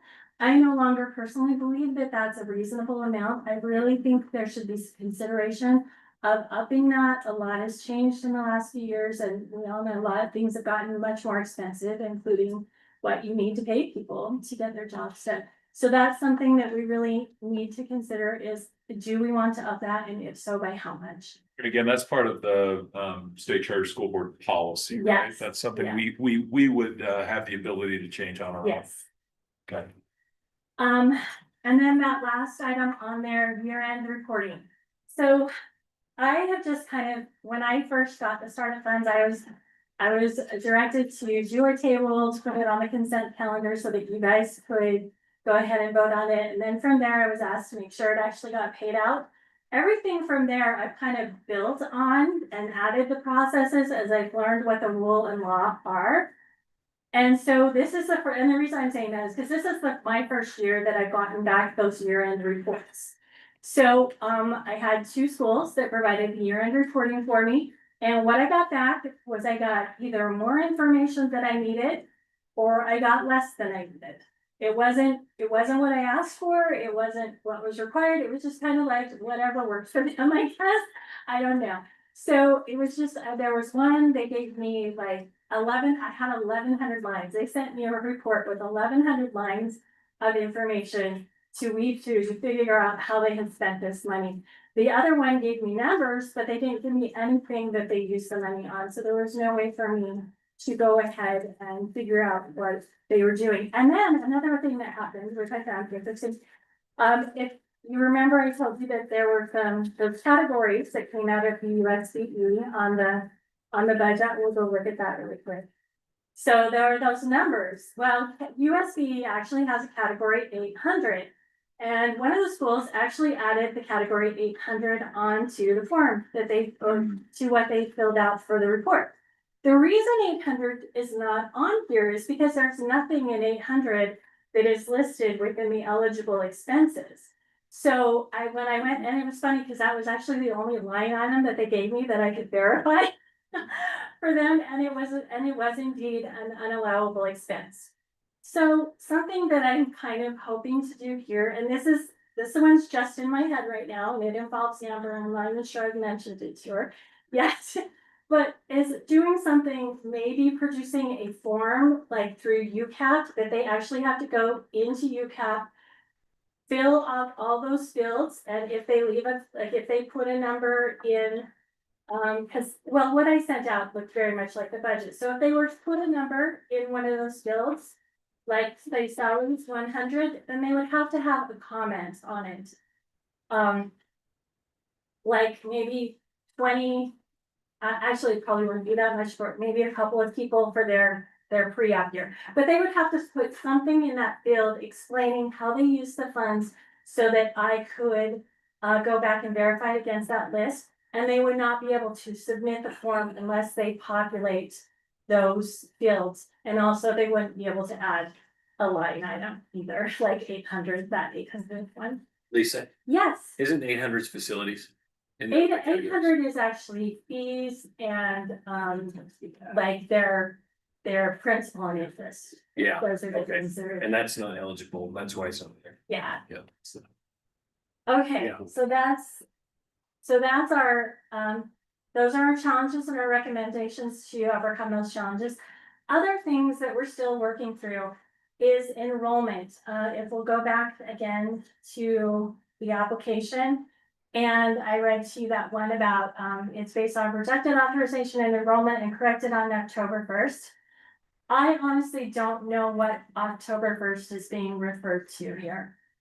When this application was first written, which was before my time, there was actually there was a payout over 3 years. We have reduced it to 2. They have 2 school years to use their funding. So, so I kind of interpreted it as, okay, maybe it's that second year, when that second full school year, that would be the October 1st we were referring to, but honestly, I don't know what exactly we mean by that October 1st, which one we're referring to. So that's something we kind of need to talk through as a team and decide what that means. What are we referring to in that October 1st? But not only that, there's an implication that if their October 1st numbers are different than what we funded them based on, that they could receive more money, or they would have to pay it back. And if they're going to pay it back, what does that look like? How do we go about ensuring that they pay that back? What do we do there? So this line right here is something we really need to talk about and see what it looks like and what we want to do with it. I'll go back to my other page. So, and then the policy, for that one, oh, something I didn't mention that's in the policy. It does have in there, because we have the innovation grants. And there's a listing of what the innovation grants can be used for in the policy. The uses for the new schools are not in the policy, they reside within the application itself. And that I kind of, my thing is I like to keep things consistent. So I'm thinking if we're gonna have one in there, maybe we should have the other one in there as well. But as I'm thinking through it, things that reside on the application itself are easier to change than they are within policy, because the policy, if we do a change in policy, it has to go through that 30-day period where it's looked at by the public in that, whereas within the application, it's not, as my understanding is it doesn't have to go through that 30-day policy, so if we were, that 30-day look at.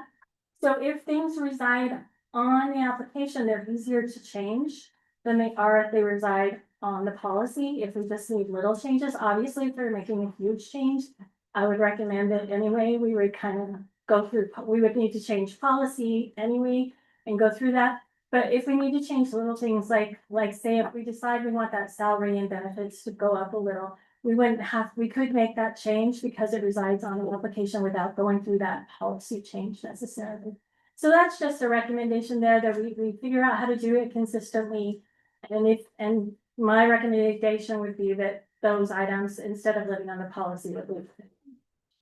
I hope that makes sense. Another thing with the policy,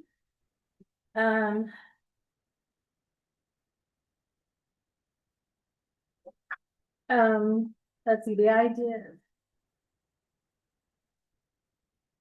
Oh, sorry, the one and done that we talked about before, I can't even figure out my own notes, I apologize. We talked about there's an idea of one and done, but it resides on the procedure. And I actually didn't even know it existed until I was preparing for this session, because I knew the policy, right? So I just see the procedure as a way of carrying out the policy. I didn't expect to find something that seemed like policy within the procedure. So I didn't, when I was working, I figured knowing the policy would be enough to get the procedure down. So it was interesting to me to find it there. So my recommendation is that actually the one and done thing sounds more like a policy issue than a procedure. So we might want to look at maybe moving it over there or just adding it over there and leaving it in the procedure as well. Just something to get it within the policy itself rather than just residing on the procedure is what I would recommend with that one. And then also in the procedure, I read through that line where it said schools authorized by SCSB. There's no mention within the procedure of schools authorized by other schools. And actually in the policy, it's very generic. It's never mentioned any authorizers, just charter schools in general.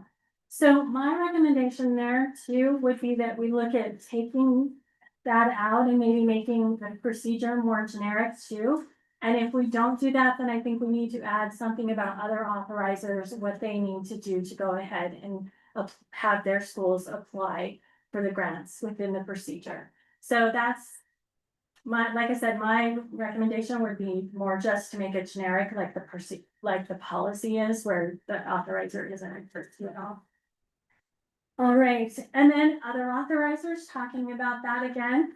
Right now, I don't know if there's any communication between us and other authorizers about these grants. I don't know if all the authorizers know that they're available to the schools they're authorizing, or if they would know how to access them.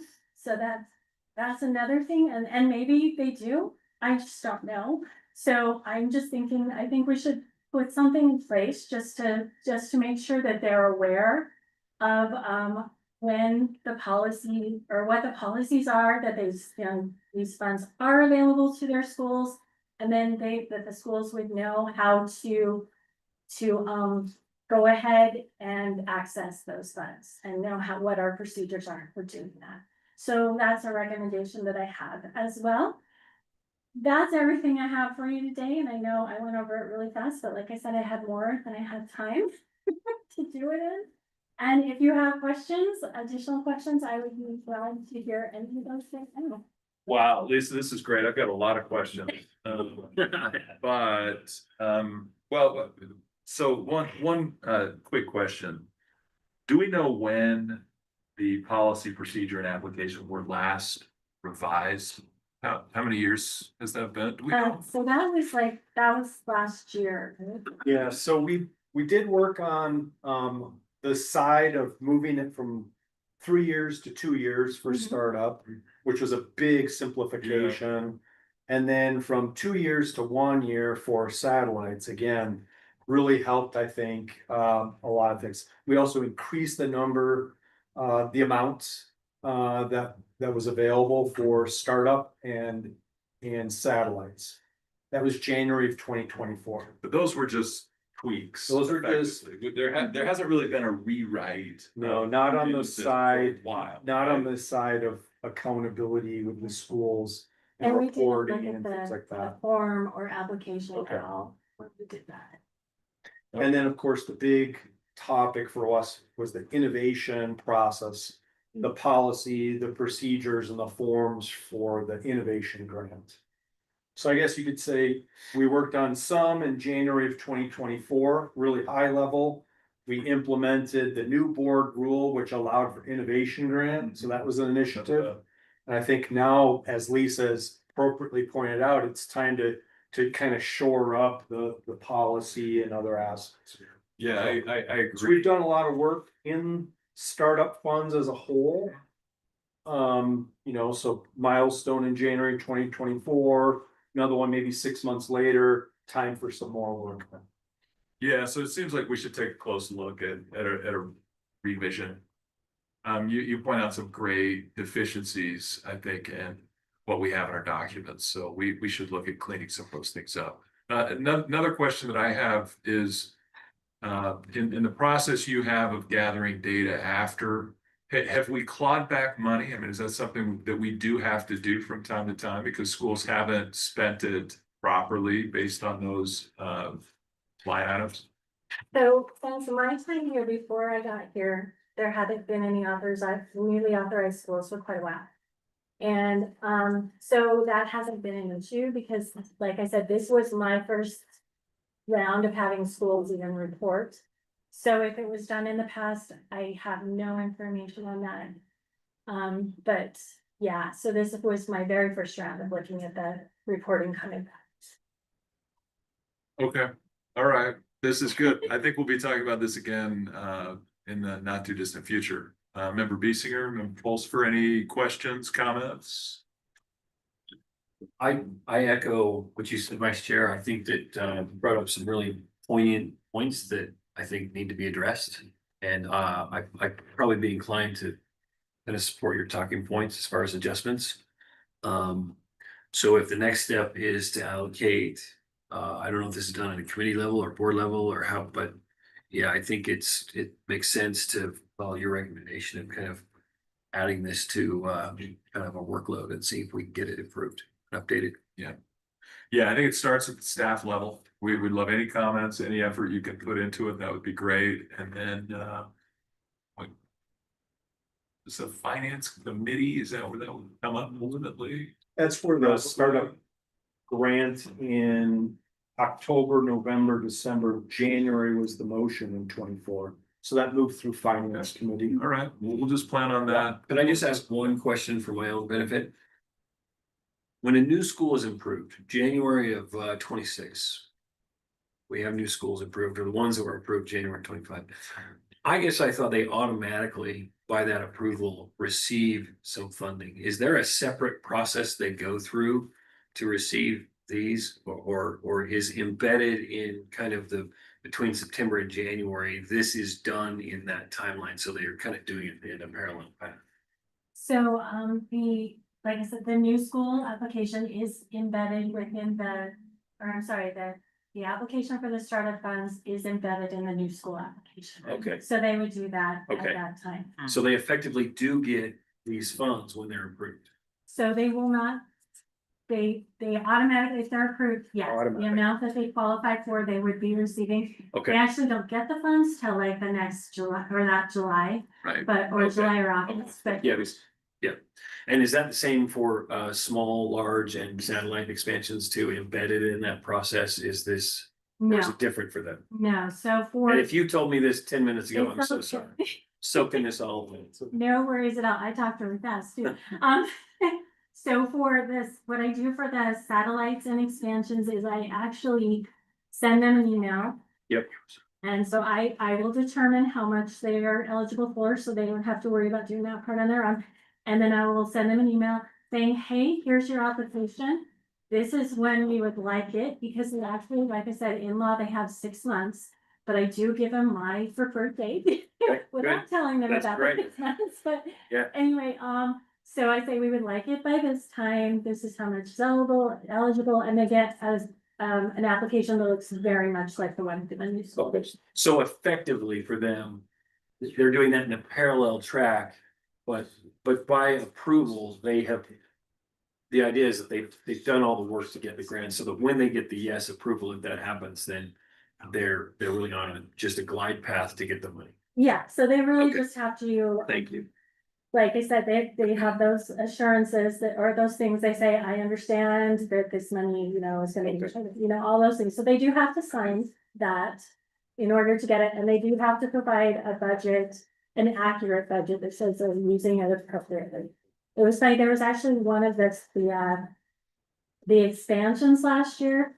That I sent them the email and I said, hey, you're eligible for this much, and they sent me back for less, and I kept trying to say that you're eligible for this much, and they're like, well, we only want this much, and I'm like, well, okay, we'll give you that much, it's fine. So that was kind of an interesting thing that happened, but yeah, just by them signing, so just by being authorized.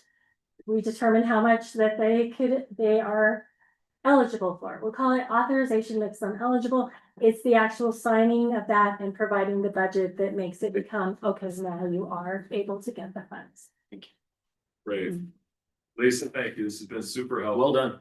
Oh, I know there's been a lot of work that's been put in up until now, but it sounds like we still have quite a bit of work to do to tighten up our processes, so. Yeah. So great. We look forward to seeing more action on this, working its way up through the finance committee, so Great. thank you. Thank you so much, guys. Yeah, another comment. Yeah, go ahead. Just that in the last legislative session, that Senator Fillmore had a bill which became law. That offers greater flexibility for the startup fund as well. And we just like our board to be aware of that. If there's a deficiency in enrollment of 10% or more, they can tap into this fund.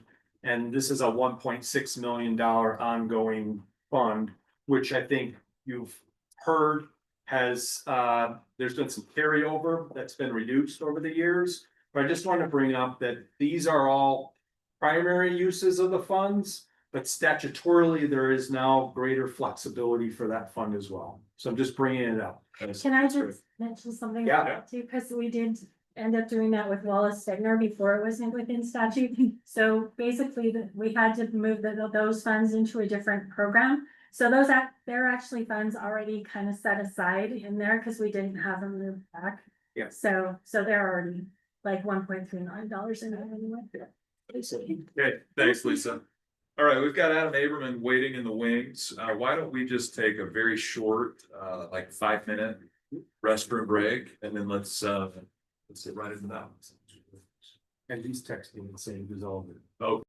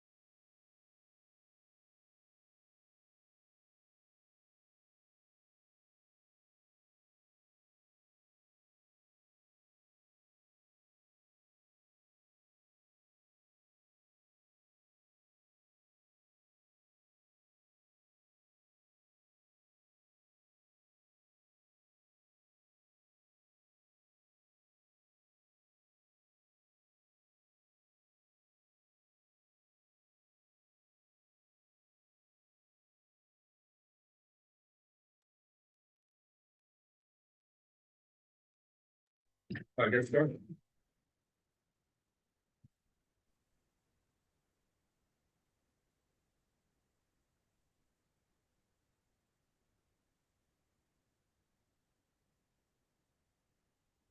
Okay, excellent. Adam, can you hear us okay? I can. Can you hear me okay?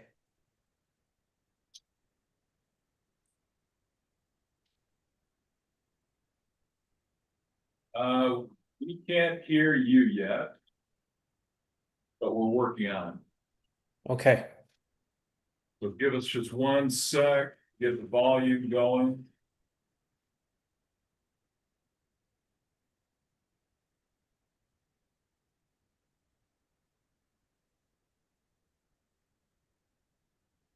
We start talking again. Try talking a little bit.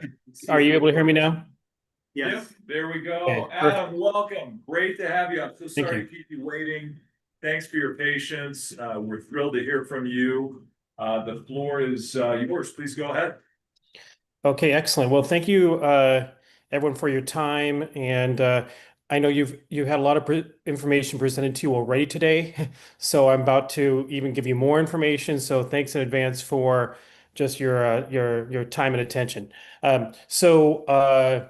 And I'll be doing most of this presenting, but I will say there will be a couple of moments where I'll ask some of the SCSB staff members to also contribute to what I'm presenting. But these are really recommendations that have been made over the course of the last couple months, a project that was earlier this year. And so really the objective is for the Learning Collective to produce a report with recommendations on how SCSB could enhance its relationship with charter school boards of its authorized schools and help build the capacity of those charter school boards. So the focus is really the charter school boards themselves. And I will say, as you're probably, as you're well aware, but it's just really a unique position in which that Utah is in because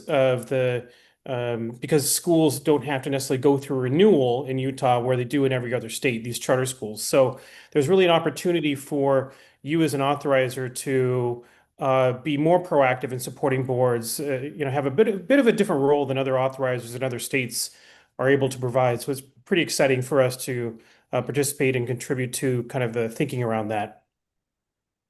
So here's the methodology, and do you need the screen to be a little bigger? Let me see. I don't know if that helps on my end. Does that help? Yep, that helps. That's great. Thank you. Let me make this a little bit bigger here. Okay. So here's the methodology through which we arrived, or I should say I arrived at these recommendations. So we had a survey. We sent out a survey to board members, to boards, and we got 56 anonymous responses. Also had I conducted 6 different charter school board focus groups. And there are 15 total board members that are represented, and they represented, most of those board members were from different schools, so it's probably 13 to 15 schools represented. Also conducted interviews with authorizers in other states, 6 individual authorizer interviews representing 5 states. Also conducted additional interviews with the board chair of your organization, as well as Susan Pulsifer, if I'm pronouncing your last name correctly. We're able to speak with both of those board members, and also the vice president for leadership and learning at the National Charter Schools Institute. Had multiple discussions with staff members, and there were a number of external resources and publications that I also looked at and considered. So that's a bit on the methodology. Any questions on that? No? Okay. Yeah. All right. And so really, because we did our best, I will say, Paul, Dr. Kramer and his team did the best to try to get as much representation as possible in the surveys and focus groups. But because there are many more schools that are out there that were not necessarily represented in the survey and focus group responses, it was just really important to have this kind of third leg of corroborating evidence to get input from other authorizers and just look at overall research about how how the Utah State Charter School Board could potentially better support and involve and have better enhanced relationships with the board, its authorized board members or authorized boards. So here's a little bit about me. So I do run a company. It's called the Learning Collective. I was the only one from my company working on this project.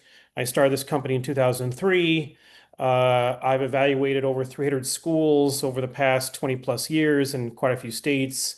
And I've worked with facilitated several board retreats for independent charter schools and CMOs. Currently working on several different projects. One in Chicago, continuing to lead their renewal visits for their schools authorized by Chicago Public Schools. Also participating with the National Charter Schools Institute right now, the Learning Collective is, to help the Philadelphia Charter Schools Office reconfigure and rethink its performance framework. So it's a big public-facing project for the next year, working on that. A few years ago now, led the Tennessee State Board of Education's planning process to develop its 5-year goals.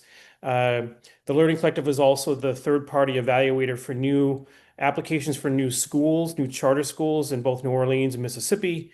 And I personally am a former bilingual public school teacher from LA Unified from many moons ago. I'm based in Los Angeles currently, and I'm also a founding parent of a charter school. And I've also served on 3 different boards myself, but of nonprofit boards, not of charter school boards. That's a bit about me. But before I get into some of the results of the surveys, I wanted to bring in Smriti Dakal to talk about. She was really instrumental in making this project run well and was super responsive to any requests I had, and was just a really good thought partner. So, just Smriti, if you want to say a few words about your involvement in the project. Yeah, good morning, everyone. So as part of my role in supporting this project, I did a few different tasks. First of all, I distributed anonymous surveys. So I sent out emails with links to these, with the anonymous surveys to both charter school board members and also charter school directors to gather insights on how SCSB can provide the most effective and appropriate support for our authorized charter schools. And also I helped in coordinating focus group participation. So for that, I reached out to selected board members, from some of the schools that we authorize to invite them to participate in voluntary 1-hour focus group interviews. And these sessions were designed to capture their perspective on the nature of the support received from SCSB and the quality of their relationship with the State Charter School Board. And I also helped with scheduling meetings by sending calendar invitations to confirm their participation. And lastly, I also helped with facilitating interviews with SCSB board members. So I helped organize interviews with a couple of board members here at the SCSB to gain an understanding of their views on supporting charter schools boards and fostering a collaborative relationship. So yeah. Just to wrap up, I just helped with administering surveys, focus groups, and these interviews, and which was one of the 3-legged stool that Adam had mentioned to provide informed recommendations that Adam is presenting today. Thank you, Adam. Yeah, thanks again, Smriti, for all your hard work. Really appreciated. So I'm going to share with you now some of the results of the surveys and the focus groups and the interviews that I had with authorizers as well. Okay. So here are some of the survey responses. So again, there were 56 respondees to the survey. We asked them for how long have you served on a charter school board, and the majority of the respondents have served for more than 3 years, which was interesting and good to know. And we asked if they've served on other school boards, charter or otherwise, and the majority said no. So the most of them had served for 3 years, and most of them this is their first really experience as a board member.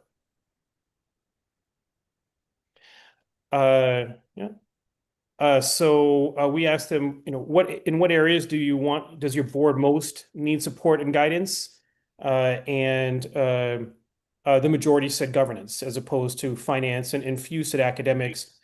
And that also bore out in the focus groups as well, is that these board members do not feel like they need as much support and guidance with academics, but some with finance, but especially with governance.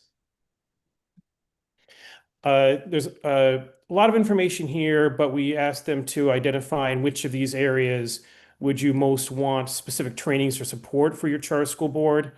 A couple that do stand out is this one about the second one here. Whoops, sorry.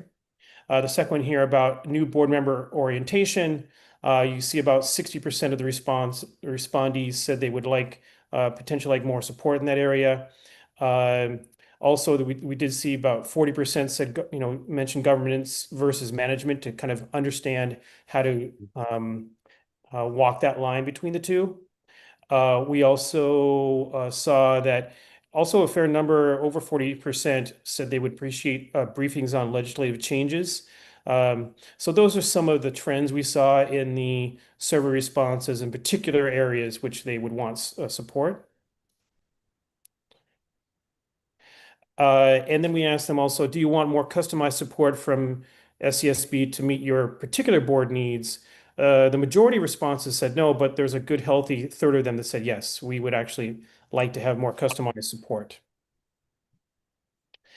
And we also asked them what types of communications from the school board would be most useful, and rather than remote office hours or more in-person visits to schools, or even attending board meetings. The majority said that kind of a newsletter or bulletin format would be appreciated. And there were also some additional questions that I know that Dr. Kramer and his team wanted to add, and so these are to our initial survey, and some of these are related to the overall mission of the State Charter School Board and how it's meeting its overall mission. But I pulled a couple of these for this presentation. One is just to note that around timeliness and responsiveness. So we asked how responsive and timely is the State Charter School Board office in providing information when requested. And so a 1 represents the least favorable and 4 represents the most favorable response. And you can see here is clearly the trend is that the response there's a timely response from the office, and that the office is really responsive to questions that charter schools ask and boards ask. So that was good to see. Similarly here, another question, how well does our office, the SCSB office, support your school's efforts to improve academic, operational, and financial outcomes? So again, the most had a favorable, very favorable or somewhat favorable response to this question. And we also asked, how would you describe your school's working relationship with our office? And so clearly the trend here is that it's a positive. And there was another question regarding, especially in the most recent year, or most recent, I think, couple years, how responsive, how would you describe the working relationship with the State Charter School Board office? And the trend was even more positive when asked about the last couple of years. So that was good to see. Okay, so here are some results from some of the focus groups, some trends in terms of strengths. Let me just move this here 1 second. Sorry, getting something on my screen there. There we go. Oops. So staff members are helpful when board members ask questions of the staff members, and they respond very quickly. The staff members respond very quickly. SCSB demonstrates flexibility when working with and facilitating boards and schools on problem solving and developing creative solutions. So that's super important for obvious reasons. The third bullet here, it says the associate director is particularly helpful. Marie should run for governor. That was the quote from one particular board member, but also there were several board members that also. Yeah, I think applause is justified. But quite a few of the board member respondents said how helpful the staff in general, but especially the associate executive director is in her role. So that was great to hear, and that was certainly a trend. Also, really several board members said in various ways that they feel like the staff is on their side, which is, obviously a positive trend from years past, potentially. And board members believe they are, as I mentioned before, board members do believe they are sufficiently knowledgeable about academics and academic outcomes. That's their perception. So the perception is they know, as boards, that they know enough about academics, but they need help in some of the other areas. And also, the board members believe that the training that was provided by Brian Carpenter previously and enabled in part through SCSB was highly beneficial. So several board members commented on that training provided in the past. Okay, so here are some areas for improvement of trends in these board focus groups. So some board members don't really know the difference between the Utah Association of Public Charter Schools and the State Charter School Board. I would say in my experience, so I work with many authorizers and schools in many places, and I would say that kind of confusion is not uncommon, but it's certainly here in Utah as well. Some board members have had little to no interaction with the State Charter School Board. Maybe they haven't felt they needed to have that interaction, but they haven't. There are currently no opportunities for board members to learn from peers on other charter boards. So especially independently run charter schools, they're somewhat, the board members there can be feel somewhat isolated, and they don't have regular opportunities to connect with and learn from some of their peers and on other boards. Let's see. There currently is no clear mechanism for boards to provide feedback to the State Charter School Board on the State Charter School Board's practices. Again, there's timely responses when these board members have questions, but in terms of providing kind of general feedback and even suggestions, recommendations, there isn't currently that mechanism in place. New board members, as well as new treasurers and finance committee chairs, could benefit from initial training, unless they had already had training from Brian Carpenter.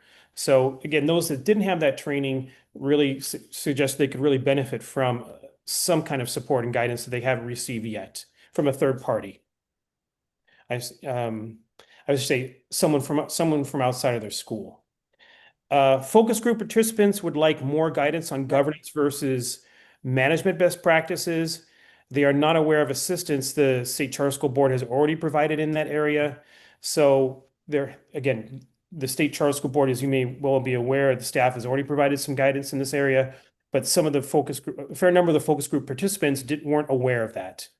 And lastly, special ed is an area of compliance in which schools and these school boards could benefit from more guidance on reporting and programming. Okay. So those are some of the trends in the survey results as well as the board focus group responses. Before I get into before I get into a series of recommendations, any questions about any of these, kind of this data that's being presented? No questions. Okay. Thank you. Great. All right, so let's get into the recommendations.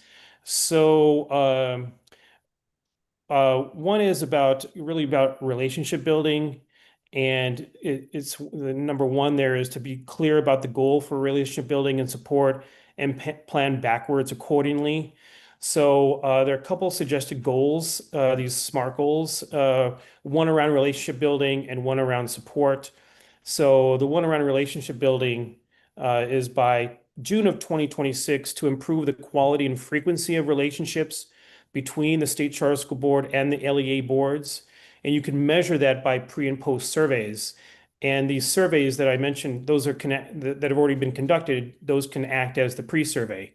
And you could just conduct a series of actions over the next year and then use those same questions to conduct a post-survey. And then similarly you could have something around relationship building and also around support is, so by June 2026, improve the quality and frequency of support that the State Charter School Board provides LEA boards. I'm going to get into a lot more detail about this, but I know that Dr. Kramer, you wanted to say a few words about how this ties in kind of with the overall SMART goal kind of initiative and focus. Yeah, briefly, just in the executive director's report, talked about one of the annual goals as being implementation of the EOS and traction. A real strong aspect of EOS and traction is in fact quarterly rocks or quarterly smart rocks that lead to quarterly goals. And so we think that really nicely that work kind of dovetails and coincides nicely with this recommendation. So we've had these recommendations for a couple of months already now. And so we've been trying to start thinking about where can we implement some of these, and this is going to be a place where we can kind of naturally implement a recommendation here along with an annual goal that we have. So. All right, thank you. So number two, maybe the second thing here is maybe somewhat obvious, but stating it anyway, going forward, the State Charter School Board should really focus on new initiatives aimed at LEA board members only if those initiatives clearly enhance the relationship with the LEA board members. And so related to that is, so for number three there is for the next 12 months, there are two recommended initiatives to focus on: board member orientations and board networks. And so I'll spend a few slides talking about those. So the first one is around initiative number one, conducting board member orientations, really to establish an immediate rapport with all new board members and board members serving in new roles, providing orientations and initial training to these three groups. Again, this is just wanted to repeat again. This is based on information that came out through surveys and focus groups, but again also interviews with other authorizers in other states. So one is for new board members to have an orientation for the State Charter School Board to conduct an orientation for new board members. So although UAPCS provides this kind of orientation and training to some LEAs, by the State Charter School Board providing this to all LEAs free of charge would really help to establish an initial and immediate connection between the State Charter School Board and board members. I know this is a practice that some authorizers do in other states, and it's really helped their relationships on an ongoing basis with boards. Then secondly, around new board chairs, so there could be also an orientation, conducting board member orientation for new board chairs, especially for those schools that are independently run, not part of a larger network. And it can be daunting for some of these board members to take on the board chair position, and they aren't quite sure of what the best practices are. So, by the State Charter School Board conducting orientation for these new board chairs could be quite beneficial. And then also something that I guess was I don't know if it was surprising to me, but it was certainly something I didn't anticipate going in, is that but it does make sense, is that also these individuals that are new on these LEA boards, that are new as treasurers or new as finance committee chairs, they really feel like they need quite a bit of support. They get, if they're not that they're lucky, but they do receive support from maybe their outgoing finance or committee chair, but they really would like much more guidance and support. And so this would be could be a real win for the State Charter School Board to provide that support for those committee chairs. I should say those new treasurers or finance committee chairs. So that's, suggested initiative number one around conducting board member orientations for one or all of those groups. And initiative number two is to facilitate these board networks. So obviously with over 100 LEA boards, and given, the State Charter School Board's lean staffing structure, it could be really helpful for the boards to harness their collective wisdom to support each other and to promote community building. Last thing, this is maybe just as an aside, but in talking with other authorizers, I mentioned the numbers of schools that are in the State Charter School Board's portfolio and the numbers of staff members. Some of these authorizers were surprised actually at the the large number of schools and the relatively lean staffing structure to support them. So just as an aside. But anyway, so regarding these facilitating these board networks, so the recommendation is for number one is for there to be 1 to 2 in-person annual convenings that would be hosted by the State Charter School Board that would be provided exclusively for board members. This would help build camaraderie and help board members feel that they're part of something really larger and bigger than just their schools. You think about why do people volunteer to be part of charter school boards? Well, a lot of times because maybe their kids go to that school, or they want to, they want to, further enhance or help their community. But also it's just sometimes it's really they feel like this is a call to action in general to do something that's really a larger part of a larger movement. So these 1 to 2 in-person convenings could really focus on inspiration and being part of, like I said, a movement with a higher purpose. These convenings could actually include some of these orientations I mentioned before about these orientations for new board members or board chairs or finance committee chairs. There could be one annual convening of the board chairs, of just the board chairs, and the other one could be for the treasurers or finance committee chairs. And these even could take place regionally. And there's just some ideas for regions that these could take place in. Letter C there. So that's number one, these annual convenings as a way to facilitate board networks and networking. Another way that's obviously less time and resource intensive is to start 3 different WhatsApp groups. And there could be the suggestion is to have one for new board members, one for board chairs, and one for treasurers and finance committee chairs. Some people might not take advantage of that kind of WhatsApp group at all. Other people might find it very useful, and there are some suggested topics listed there. And then thirdly, not lastly, but thirdly, another way to facilitate board networks is to really pair new or struggling boards with experienced or high-performing boards for, like a 1-year mentorship. And so I know this is something that I'm gonna give the floor to Marie Stephenson for a few minutes to talk about how this could potentially dovetail with something that's already happening with school leaders. So Marie? Yes, thank you. As you know, we've started our school-to-school mentoring that's focused more on our school leaders, and we're in the first year of that. And so, that third idea was interesting. And so we may want to explore board-to-board mentoring as an idea.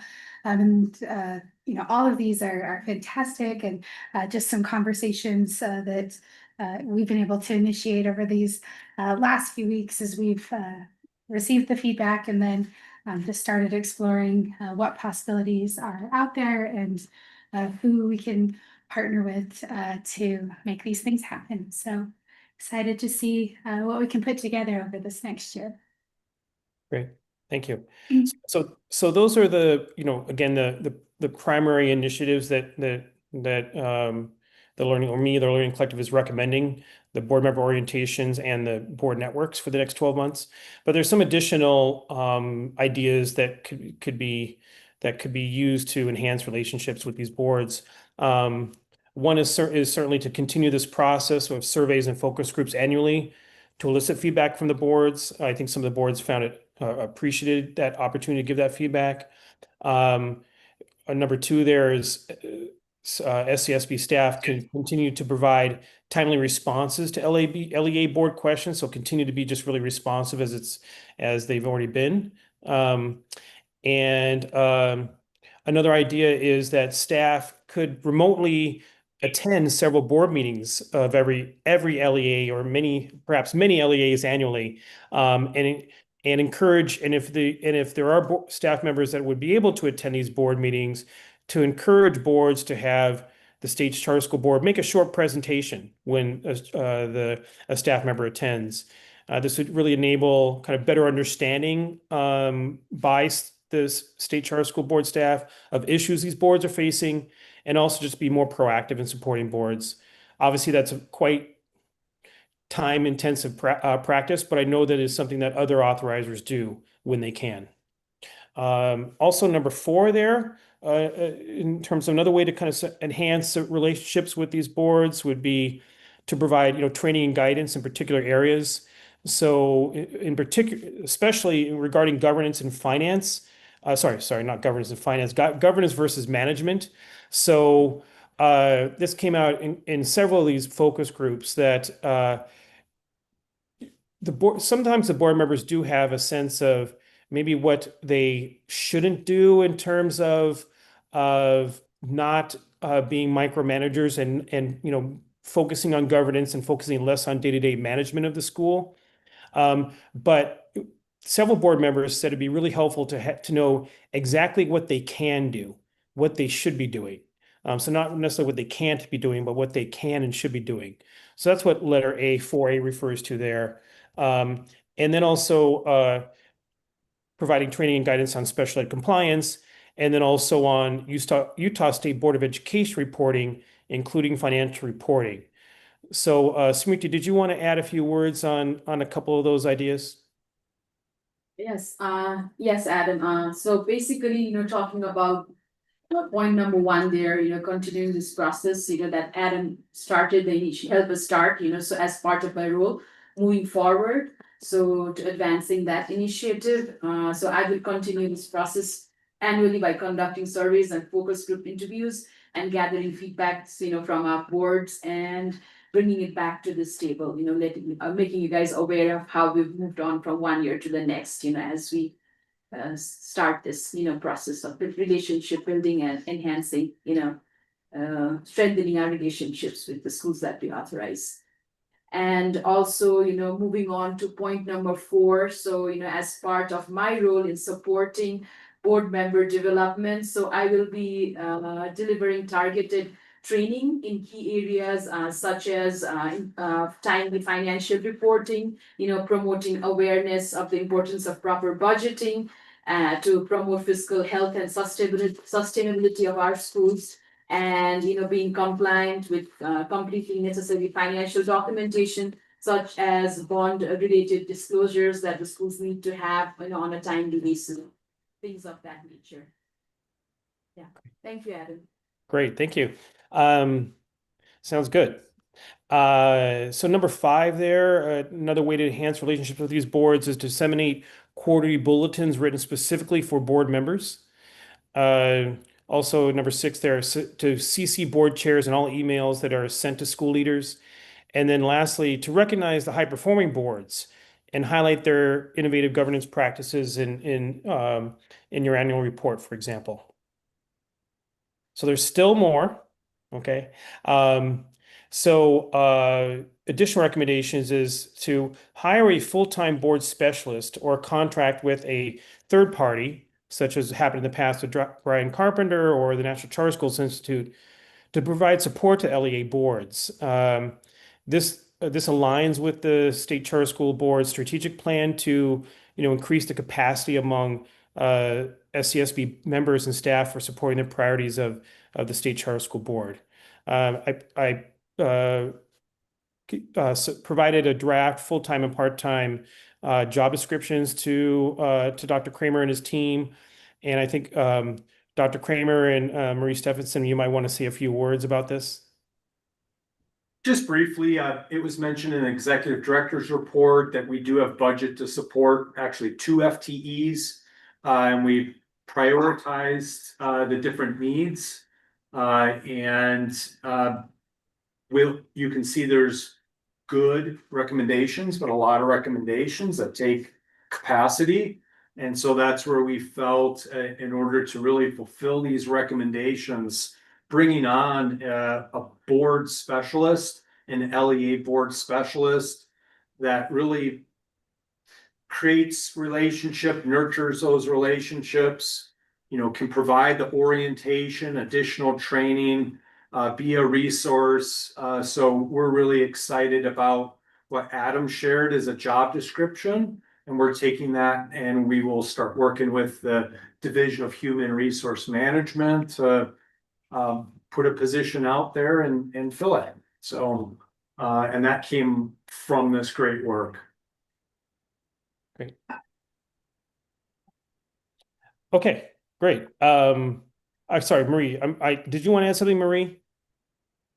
No, just agree with all that. Okay, great, thank you. Okay, so number two there is, so though the UAPCS does send their own legislative change updates, it would be really helpful to boards to receive an objective summary update at the end of each legislation session from the State Charter School Board. There are also, even though most schools, most charters are members of UAPCS, some are not. And also, also heard that, you know, there might be a certain bent to some of those legislative updates. So, so that it would just be helpful, the board members, to receive this kind of objective updates and summary from the State Charter School Board on a regular basis at the end of each legislative session. Okay. Also develop and provide a board self-assessment tool developed by State Charter School Board. That could be a way to support school boards. One thing that several other authorizers do is number 4 there, is to track the vacancy rate of each board and provide assistance to boards with high vacancy rates. So obviously some boards will be well staffed and some boards are going to be struggling to have the correct number of board members and have quorum. So those boards may need additional assistance.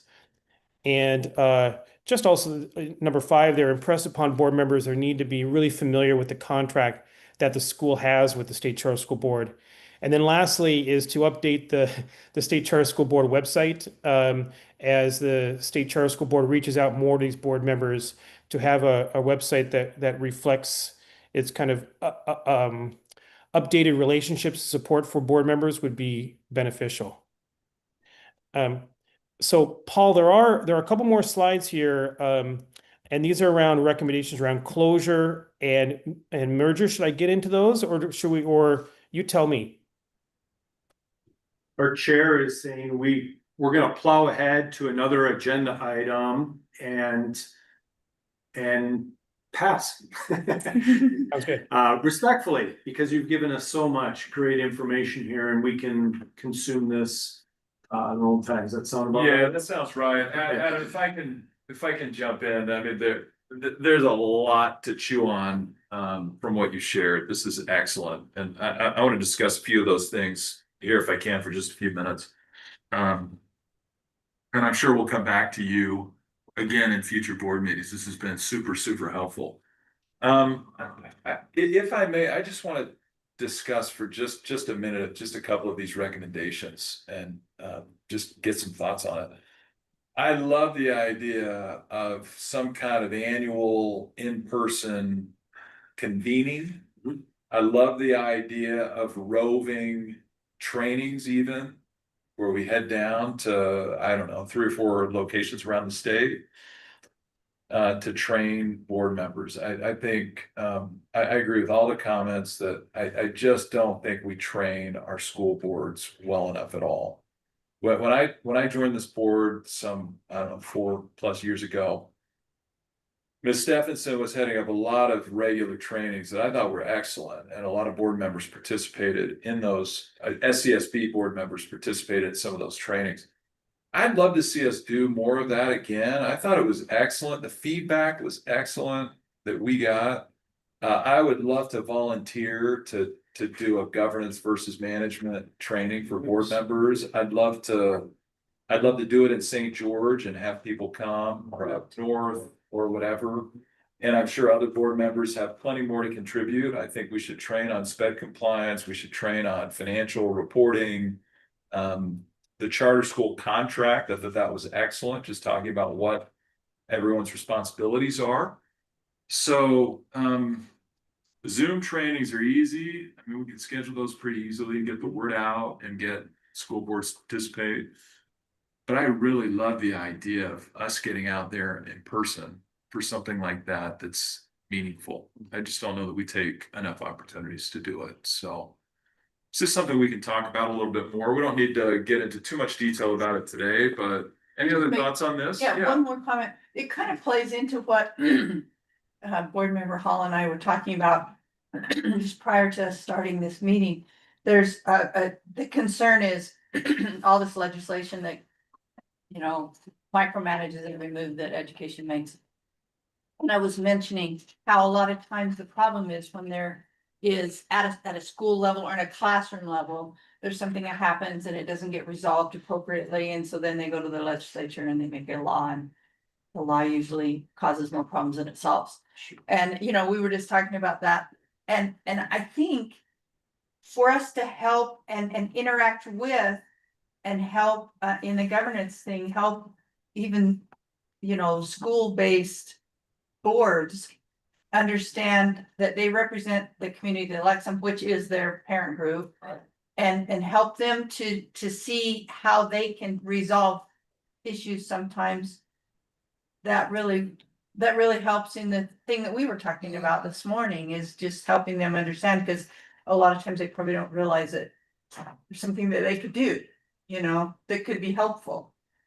And so I do think that this could be helpful in a lot of areas. Just thinking about that as we talked about that this morning, help them see their role. And as we even do the trainings or as we interact with them, they will say, oh, I am doing something important. You know, it'll just that will help them maybe be able to take their role a little more seriously and maybe solve a few problems like that. So. That sounds great. Any other thoughts on any of these topics we had? Yes, Just quickly, I echo both of those comments. I would be excited to participate in some trainings. I'm probably more on the finance end, That'd be amazing. governance end, but I just think that, you know, to hear the crucial bits of information, right? One of my takeaways is these good folks really can't on fair ground delineate us from UAPCS or UCN. I think there's an opportunity to say, hey, you know, this is their authorizer's role, and provide them information, and just to be more of a face-to-face interaction. My sense in being in this space for now almost 15 years, to me, the state charter school was always this kind of behind the scenes thing you never heard from unless it was bad news. Yeah. And I think we need to just turn that on its head. And you know, an ounce of what, you know, like the ounce of prevention is worth a pound of medicine, the same. You know, an ounce of good instruction will help these boards. I meet boards all the time. They don't lack in enthusiasm or energy or care factor. They do not lack there in almost most all cases. But they just need good training and understand, hey, what are we supposed to do? And I think that was clear in the survey questions, is they just want a little help in some of those areas that I think we're well suited without too much time and energy to do it. There was, you know, a couple things like, you know, attending a board meeting quarterly per school. That might be aspirational down the road in my mind. If we can somehow set that up as we get staffing there, but that could become just a thing that everybody gets consumed by. I know other authorizers do that in the country, but I think we can probably achieve some of the same things by the, you know, the methods that you brought up, Chair. So I think it's great. And this was well done. This is well thought out. The feedback is specific, and it gives us, you know, real markers of what we can do to move forward on the road to improvement. I think we have the talent and expertise on our board, staff collectively to be able to provide so much. And if we just do it, and whether it be some regular Zoom training or these, again, I really like the idea of convenings in person. We could build so much goodwill with our schools if we put some effort into that. I'll just say, I think in person is key. You know, Yeah. the world does Zoom meetings now. There's a place for that. And I think maybe one of these could be Zoom, but you just can't replace the handshakes and the tell me about you, those side conversations that you get in the in-person experience. It just creates so much. You know, I learned that going to the graduations. Like you just, you know, these folks would like a relationship that doesn't start with, hey, here's a letter of concern. You know, like they would like something that can start on much more favorable ground. Great comment. Good. Adam, are you still with us? I'm still with you. Yes, Great. great dialogue. I appreciate the this- opportunity. It's good. It sounds like there have been some really good steps taken already, obviously, and I appreciate the energy and enthusiasm on the on all of your part as board members. Adam, the feedback, the ideas, the recommendations have been awesome. So thank you. Thank you for all that you've been doing and all we'll be able to continue to do together. We really appreciate it. This is good. This is a good start, but I'd like to start talking through, and maybe this is at an executive committee level initially, just planning how we can coordinate some of these trainings and then get the board and staff involved and making some things like that happen. Great. So, okay, Adam, we'll sign off with you. Thank you again, and we'll talk to you again soon. Thank you very much. Good luck with everything. Okay, thank you. Bye. Okay, is the food here? Yes. Okay, why don't we go ahead now? I know it's just a little bit early. Here's what I don't want to have happen. I don't want us to start our 1:10 PM agenda item late. I want to start that right on time.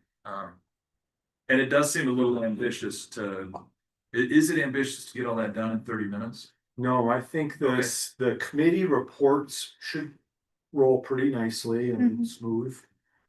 And then the legislative report is a conversation, it's a dialogue. Are you, Chair, you're referencing the 110 to 1? Yeah, I'm talking about the 1:10. I'm I talking just heard about the same the one. applications. That's a lot of. Those are small school expansions, very different than large school or satellite or other school, so. Yeah, I mean, I don't Yeah. expect any of those to be controversial, but we are going to have live presentations from those schools.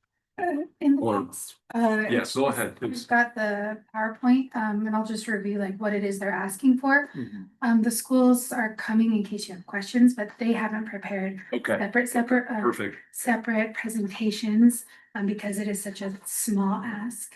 Okay. And kind of that release valve of students or grade or eighth grade. Or controlled. Okay, all right, that sounds great. Well, let's do this. I would say let's go ahead now and we'll break for lunch.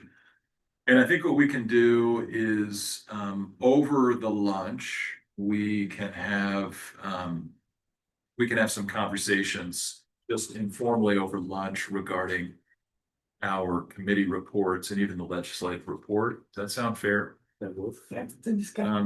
Especially considering that we don't even have a quorum of the board.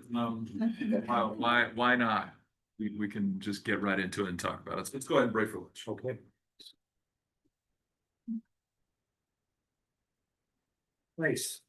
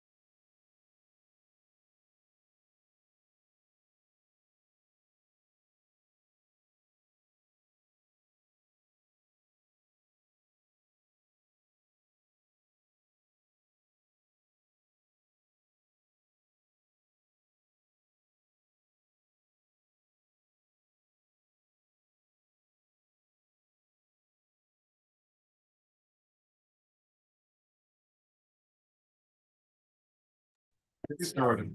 Okay, welcome everyone. We're back in session. We had a nice lunch break and a great discussion with reports from our committees. For all the visitors, my name is Eric Olson. I'm the vice chair of the State Charter School Board. Our chair, Stephanie Spiker, we excuse her. She's off at other meetings. And we're missing Crystal Bassett as well. We excuse her. And we only have 5 board members at this time. We're very small. We're lean and mean, but we do have a couple pending governor appointments. So we look forward to them getting confirmed soon.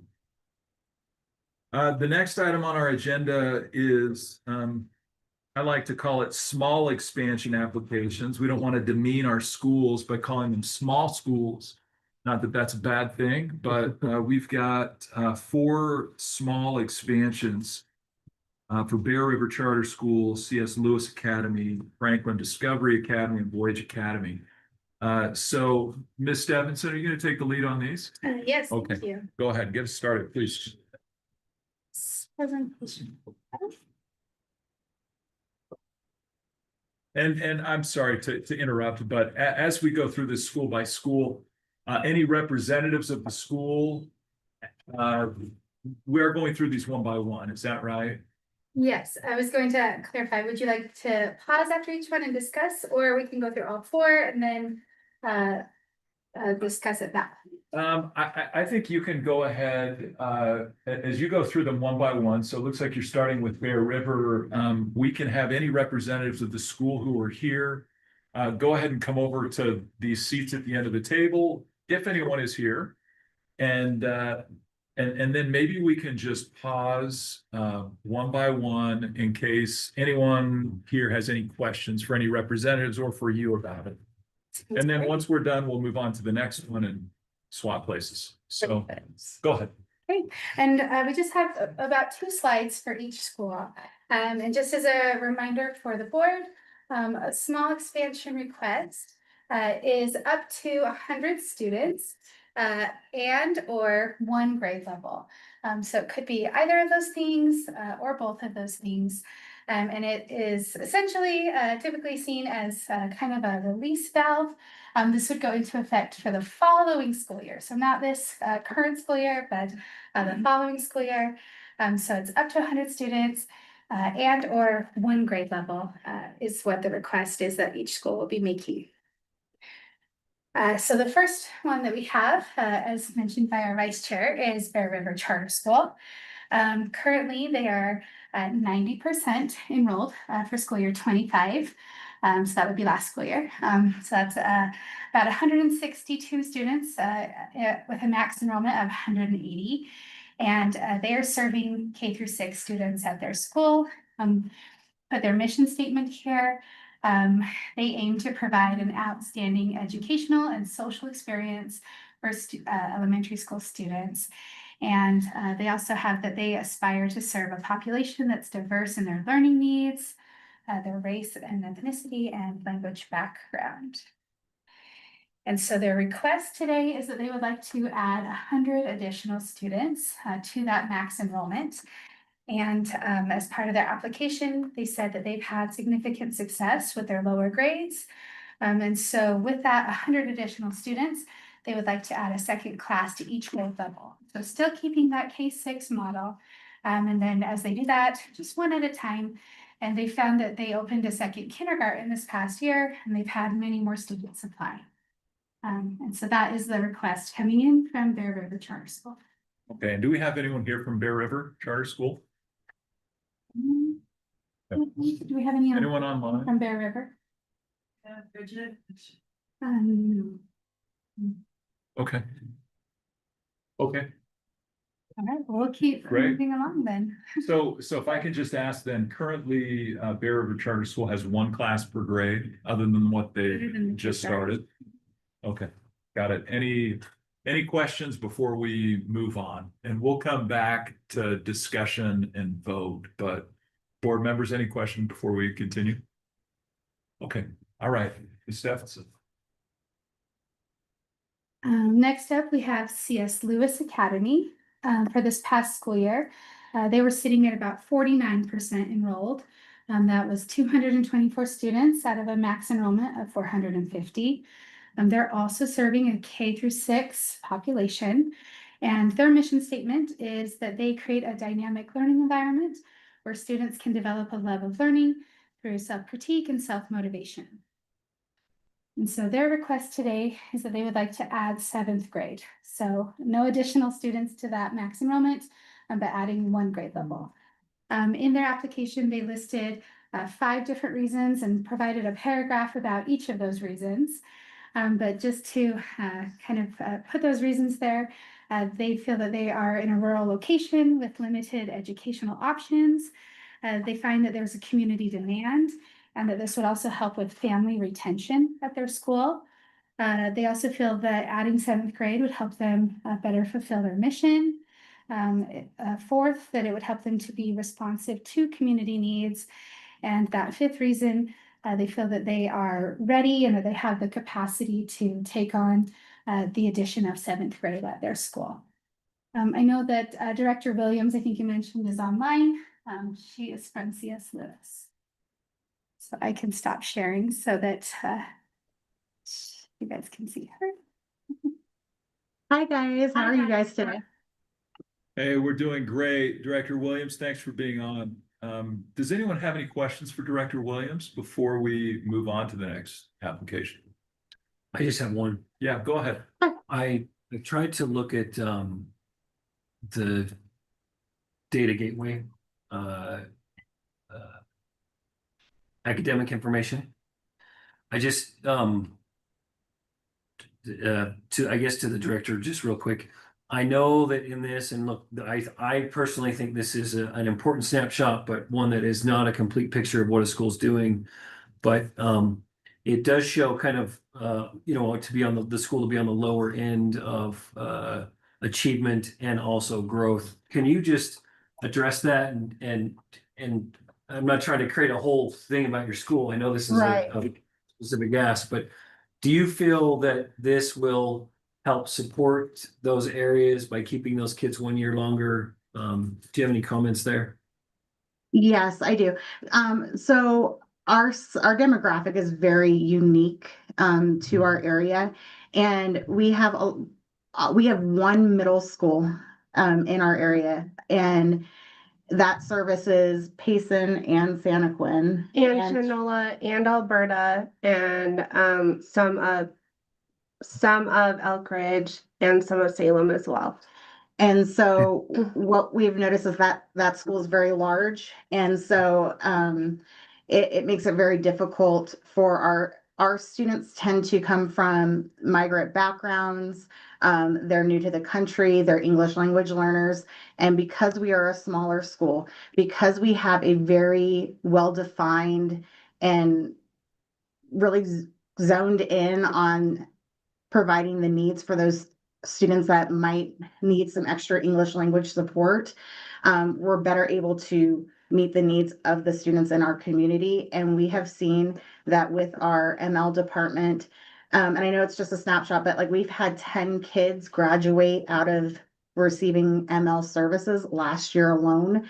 And that's just keeping them until 6th grade. And by keeping them till 7th grade, we would give them an extra year to have those smaller class sizes and a small community feel to really support these students to make more advances in their education before moving on.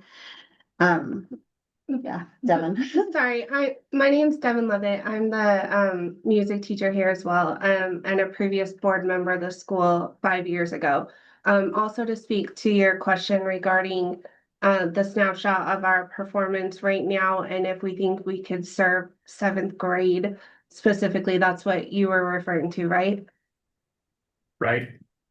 I think that over the last in my history of popping in and out of the school, from being on the board to being a student teacher to now being a member of faculty this year, in that time we've had 3 different directors, and we finally have a director here that is forward thinking and trying to stabilize the school and expand it and serve the needs of the community in a way that she is trying to stabilize things. And I know last year she sent out a family survey to see a big part of what we could help to facilitate. And specifically, as she addressed earlier, we have Mount Nebo Middle School, which is the only local middle school, which is kind of a pinch point and a funnel for all of the elementary schools here.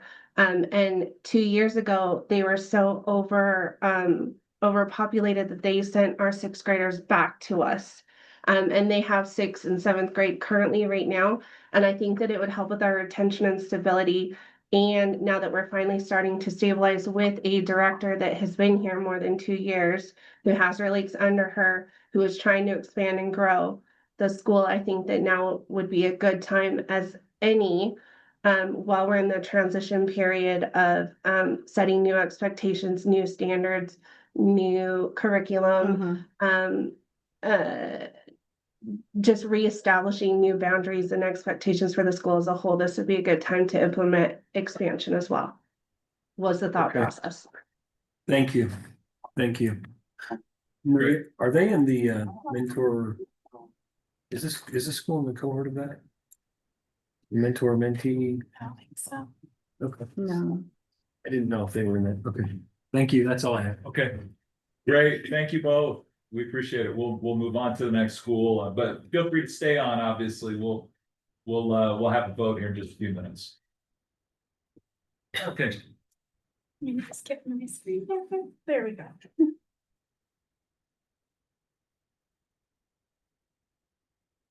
Okay, next up, we have Franklin Discovery Academy. Franklin for school year 25 is at 96% enrolled. That was 720 students out of a max of 750. And they've been serving students in kindergarten through 7th grade. With their mission statement is that they want an encouraging, experience-rich school environment that frees teachers and students both to explore interests and opportunities. And they want their students to find joy as lifelong learners. And that's why their vision motto is create, play, inspire, and learn. And so they are coming before you today and asking about adding 8th grade. So again, no additional students, but adding the 8th grade level. And with their application, they said that they are requesting a small expansion to include 8th grade, building on the momentum of our recently approved 7th grade. And their 7th grade program officially begins this coming school year. And enrollment has already confirmed that the demand is real. And the students signing up reflect exactly the demographic that they expected, those not quite ready for a large junior high experience or simply not desiring it. And they are here today as well. So. Great, and can you just introduce yourselves, the two of you? Jen Price, CAO. I'm Eric Rudine on the board. Excellent. Thanks, welcome. Okay, does anybody have any questions? Could I? Of course, please. It's kind of the same question. Maybe, and I'm not trying to compare you to anybody else, but versus C.S. Lewis, who had a lot different demographic. At least on the state data, I don't see that, but the achievement scores are really low, like math 16.3%. Definitely kind of at the low end. Growth is higher. So I'm just wondering if does this help you do that? I'm all for expansion typically, but I just want to make sure like these kids are getting a good experience and Right. we owe it to them to help them, read, write, and do arithmetic and Right. a bunch of other things. Right, I don't think the scores are reflective of what we actually accomplished there. Our mission isn't on a heavy focus on testing. I don't want to divert the meeting into a philosophy discussion on testing. But to do well on those tests, you really have to teach to those tests. And I think our demand with parents shows that they agree with the philosophy of that they would rather have their younger children working on things like, or working on the joy of learning. And so they are learning. And the group that has stayed, even though our demographics picture isn't identical in terms of what kinds of students. They are a different sort of student in a lot of cases than there are kids that have trouble. We have very high numbers of dyslexic students, very high numbers of general learning disabilities, just different sorts. And they come to our school because regular school isn't working for them. And we feel like we're a respite in a way for those students where they're coming because things didn't work out. And we're able to help them have that joy of learning while we're also working on the side, working really hard, trying to get them to where they need to be. A lot of kids with severe testing anxiety. I know I recently saw one curled up in a ball during the test, got a 1 on everything. But then got into Alpine's ALL program, which is their advanced, top 2% of kids program. Can I add something? Yes. I don't know if you guys are familiar with Sir Ken Robinson. But he had this YouTube, a TED Talk that was talking about a girl who was not doing well in school, and he talked to her for a while and then told her mom, she's a dancer, right? Like some kids are not academically gifted. Some of them are more gifted in other ways. And what I love about Franklin is that it allows them to find those strengths while also helping them to build their education. They may not be perfect on the education side, but they do advance and they are learning. And it helps them to find something that they are good at so that they can be more, what's the word? They can have more, but they can have more confidence when they go to the scholastics. We find that if they have this passion, then they will cooperate more in those academic sides that they entirely checked out of before they came to us, and they may have come to us 2, 3, 4 grade levels behind. What's your enrollment? You're 725? Right, Do you know yeah. your wait list? Pardon? Do you know what your wait list is It typically? depends on the grade. So there are several hundred kids on the wait list. Okay. And it just depends on what grade they're in, whether or not they're on the wait list. Okay. And what's the elevator, like just the elevator pitch of why do parents and kids choose your school? You don't teach to the test. That's something I hear. Yeah. And I do think to be honest, at these scores, I'm like, well, we probably need to make sure we're doing a good enough job. That is a little concerning to me, but I also get that a test given once a year, only in English on a computer, is probably not a complete and fair representation of what happens 180 days a year. So I'm not a test guy. I'm one of the board members that is not in education. However, these scores are pretty low, like it would catch my attention. So I'm just like, and I don't think you're asking for more kids, you're really just asking for a grade, but I just wondering if you feel like that will help in the pathway of these kids, getting them on a good trajectory. Yeah, I have something that. Oh, sure. So this is our first year with 7th grade, and the kids that have chosen to stay are really exactly why we want 8th grade. They're the kids that would get eaten alive in the jungle of junior high. Yeah. That came to us behind, have some pretty significant learning disabilities, are working on things, are socially immature. And I don't mean to insult all of the male people in this room. As we know, boys tend to mature slower than girls. And so we have 18 boys and 4 girls. The girls were more ready to go on than the boys were. And we have these 18 boys who are not ready to go on. And there will be many of them not ready to go on next year. And it's not that we're not setting them up for success in junior high. I think we get a lot of comments from our alumni and our alumni parents that they transition into junior high just fine, unless those learning disabilities and if they haven't been able to figure out reading yet. So that's been our main focus academically, is making sure they're good readers so that they can learn whatever they need to when they move on. Thank you. I think boys are lack maturity in their forties, but it's unfortunately it's not unique to seventh grade, but thank you.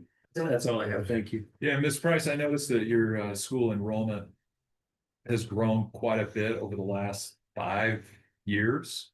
Looks like it dipped a little bit from 2024 to 2025, just based on current average by 5 students, but what do you attribute that growth to over these last 5 or so years? Just the general flexibility of the model.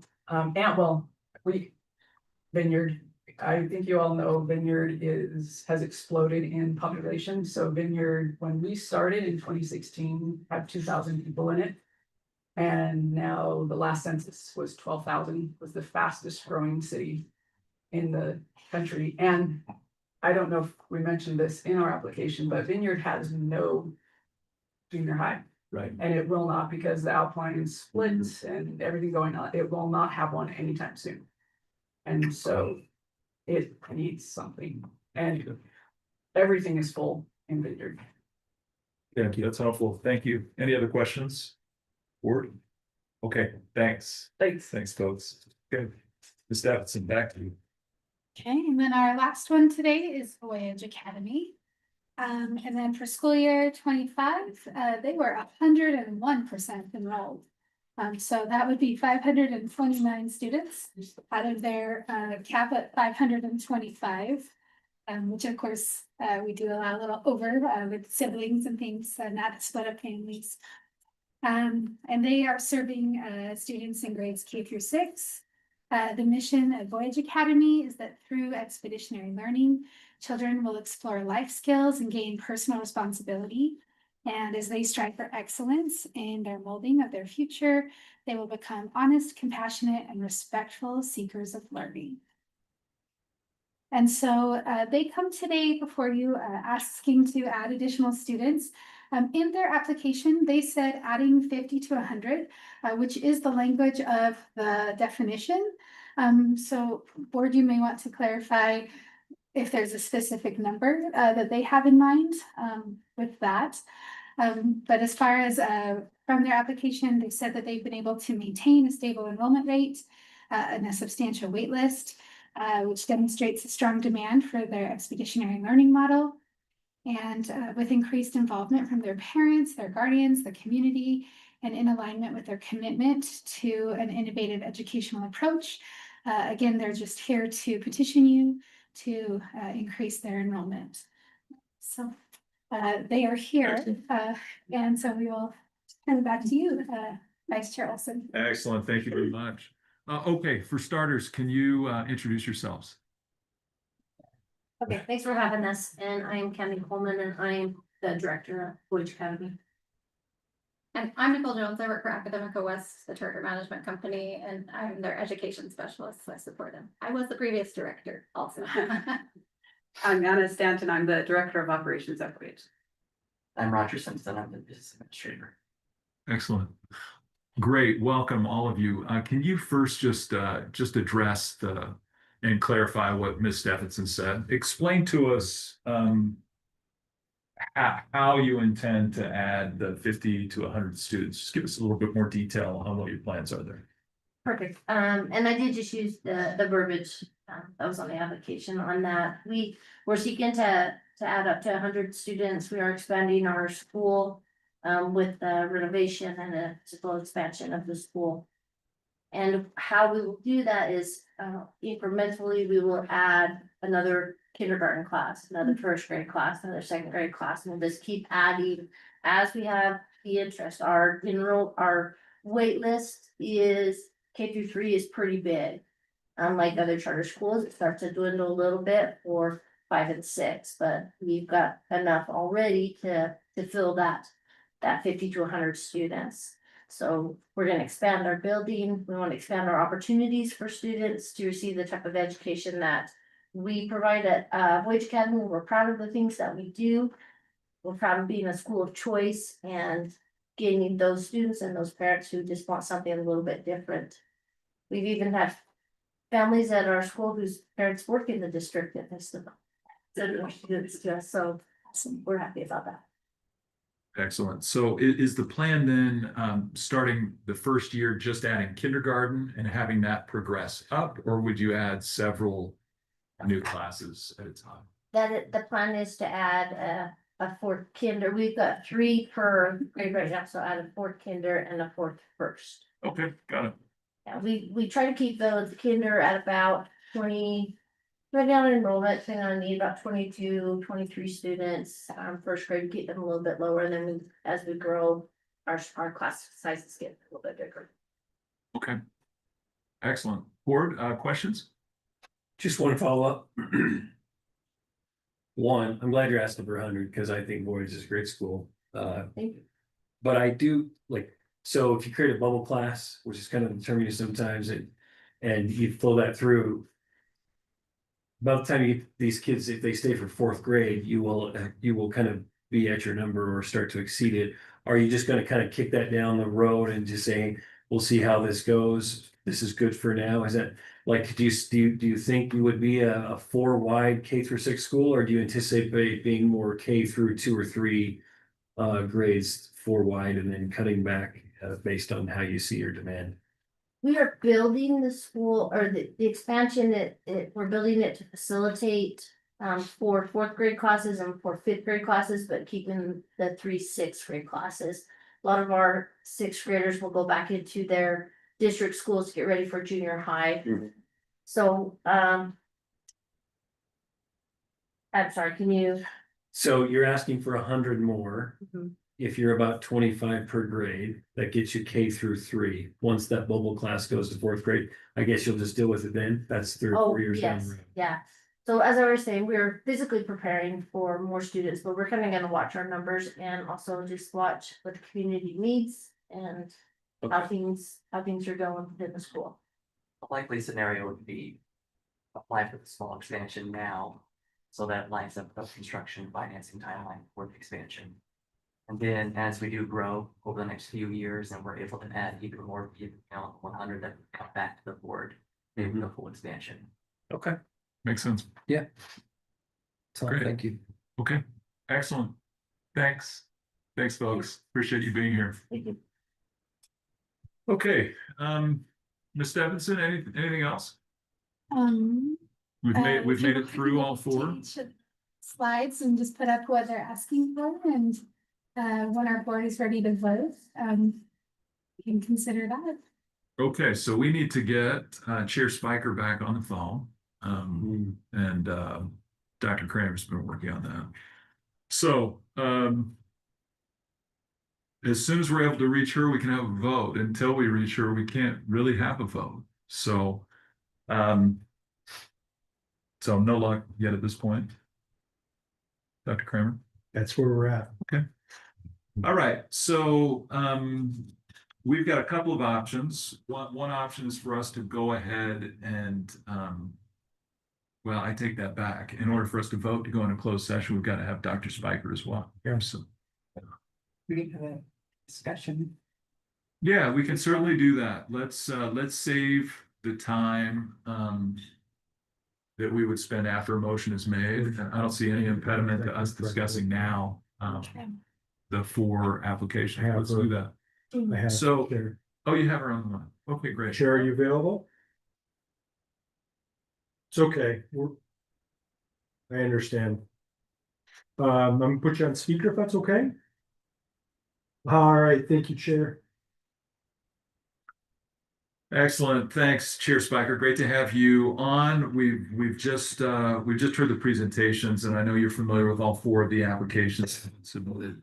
We're ready now to either have a motion or I'm fine to entertain a discussion before a motion is made on any of the 4, if board members would like. Chair, do you want to? You Okay. You want one of these one at a time? I'm open to any approach you'd like. We could vote on all 4 all at the same time, or we could separate them out and just go through them one by one. I would prefer to go through them one by one. That might be a little more clunky. because we need multiple motions, but I'd like each school to have the opportunity to perhaps have their own motion, and if there is any discussion, that makes it a little simpler, so. Well, with respect to Bear River then, Yes, I'm happy to make the motion that we approve their request for a small expansion as they've described it.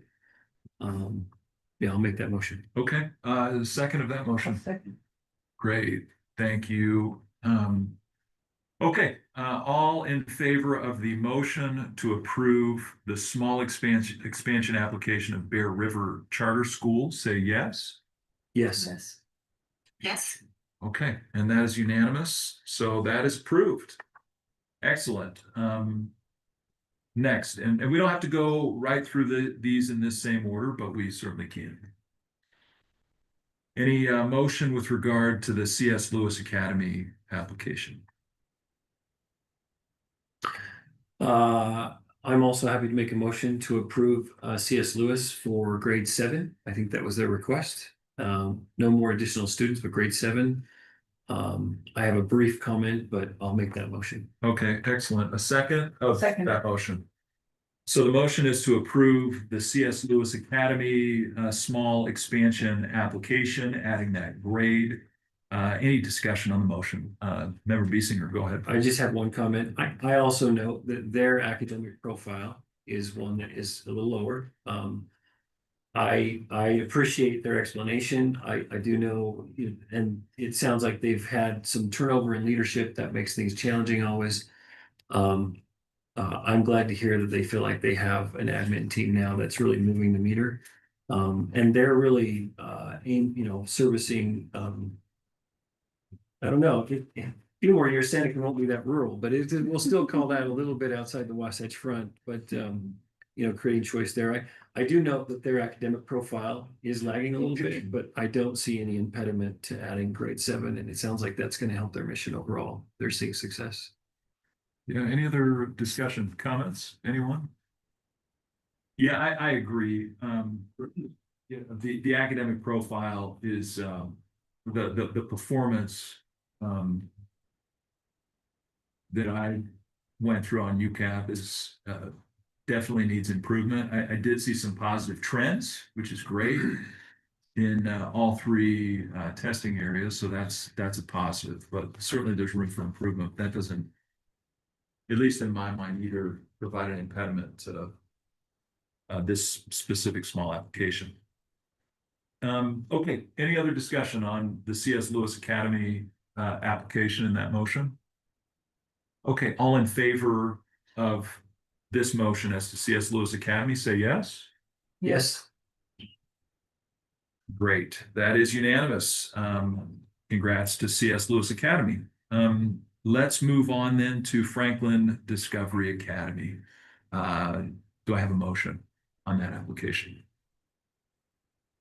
I have a discussion before a motion. You go ahead, that's totally fair. Feel free. This was the most challenging for me of the 4, just because, and I appreciate the explanation that was offered, but this school's academic profile is really lagging. I think I wish I could know a little more about their school and what they're doing than, I have learned, but I want to help schools that want to expand. That's tend to be where I'm inclined to go. But I also want to make sure kids are getting help before we add more kids there. Now, they're not asking for more kids. They're asking for another grade, which qualifies under this. So I'm inclined to support that, but I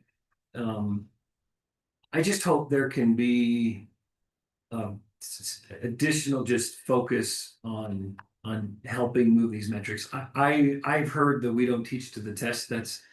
There's some fairness to that, but these scores are particularly low in a demographic, at least on the surface, that I'm just not quite sure why. And it sounds like if I were to understand maybe the population in the school, there would be some explanation, but I just see more of a disconnect here between academic success versus, what I would hope for. So to be honest, this one's harder for me. I'm inclined to support the request for 8th grade because I think that, parents are voting with their feet and they're voting for this school. I wish I just understood why this school appears to be such a laggard, not in just achievement, but also in growth. And again, those are not, should not be a complete picture of a school. I'm the first to say that. But when you get to these testing scores, I just think it's, I just wonder. We're not gonna solve that, but that's my comment. So if somebody else wants to make the motion, I'm, inclined to support, but this one was kind of the more challenging one for me. I can go ahead and make a motion to approve it. I think one of the keys is just they're adding a grade. And, yeah, I don't love teaching the test, but I also want to make sure that our quality of teaching helps all students. But adding a grade is probably not gonna, be a significant deterrent to that. And I'd love to hear a plan for improving outcomes. Yeah, I would agree with that. And yeah, unfortunately, in the context of this application, there's just not really much of an opportunity to get into a whole lot of detail about them. Okay, but you've made a motion. Is there a second of the motion? I'll second. Great. Any other discussion on the motion regarding Franklin Discovery Academy? Okay, all in favor, say yes. Yes. Yes. Okay, great. All right, that motion is unanimous. Congratulations to Franklin Discovery Academy. Best of luck with this expansion. Okay, last but not least, Voyage Academy. Can I have a motion regarding their application? Motion to approve, and I think it sounds like they really do want the 100 students, so we'll include that in the motion I motion to approve them for expansion of 100 students. Understood. A second of that motion. I'll second. Just looking to the two of you. So thank you for moving and seconding. I appreciate that. Okay, so the motion is to approve the 100 student expansion for Voyage Academy. Any discussion on that motion? Okay. Okay, couldn't tell she was chatting again. Okay, all in favor of this application for Voyage Academy, say yes. Yes. Great. Yes. All right, that motion is unanimous. So Voyage Academy, congratulations, and don't take the lack of discussion as meaning that we're not enthusiastic in our support of your application. Excellent work and congrats. We look forward to your growth and we look forward to seeing you in another 2 or 3 or 4 years, asking for even more seats. So nice job. Okay, that's great. Well, that concludes this item on the agenda, the small expansion applications. So excellent work. Thank you all. The last item on our agenda is not going to be a public item, so not a great reason to stick around, but thank you very much, all of you. Thank you. Appreciate you all being here. Thanks for your work. Good to see you. Thank you. Great. Thanks, Bob.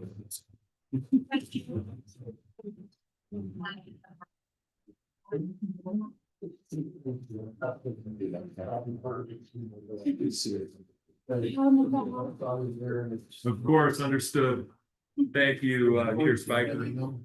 Okay, we have the last item on our agenda today is to address a revolving loan committee member. In order to do that, we need to go in closed session. In order to go in closed session, to address one of the purposes of the Open and Public Meetings Act, we need to have a motion and a vote. And we'll do that as a roll call vote in order to go into closed session. To address the character, competence, I wouldn't say health, even though that's in the statute. So to address the character or competence of individuals we need to go into a closed session, but we need a motion to do that. Can I get a motion from someone? I'll on that? make a motion to go into closed session to discuss the character and competence of individuals regarding the revolving loan committee. It's, Is that correct? it's, Vice Chair, I was just gonna add, if you would like executive director or associate executive or any other staff, I think you would also note that. Right, as part of, and then the vote, to go into closed session. Would anyone be opposed to then, amending the Yeah. motion to include, in addition to the board members, Ms. Stephenson, Dr. Kramer, anyone else? Amber. And Amber as well? Yes. Okay. Great. Any others? Do any others need to be involved? Okay. Are you okay with us Sure. amending your motion Sure. in those respects? Okay. As amended, do we have a second of that motion? Second? Great. In favor of the motion, I guess your vote on the motion, Member Biesinger? Yes. And yes, And Chair? Yes. okay, great. All right. Are we gonna do it in this room? Yeah, because no one's here. Okay, So all we right. cleared it out. Amber's standing here so she can turn it off and then turn it back on when we come out of closed session. Okay. Yep. Okay, that And I sounds can- great. Yeah.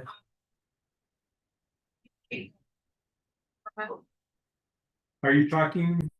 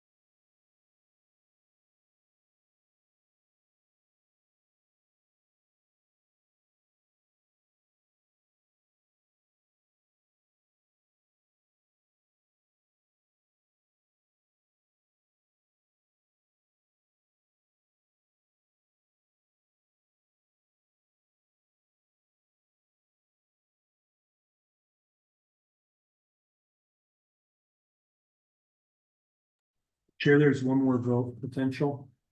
Yes. Okay, thank you. This make it very moves bad. Yep, you're good, no worries.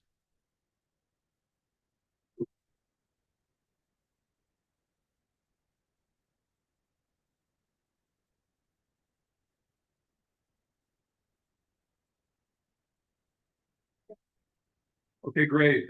We've ended a closed session. We're back in an open session of the State Charter School Board here on August 14th at 2:08 PM. Great. Any motion board on the matter discussed in the closed session? I'll make a motion that we forward the 3 names discussed in our closed session to the USBE for consideration on the revolving loan committee. Great, thank you. A second of that motion. I second that. Okay, the motion is to forward the 3 names discussed in the closed session as members or potential members of the revolving loan committee. All in favor of that motion? Aye. Aye. Aye. Okay, that motion is unanimous. And I presume we have no further business? Great, then we're adjourned. Thanks, everyone. Thank you. Thanks, Stephanie. Likewise, Steph, hang in there. Sorry about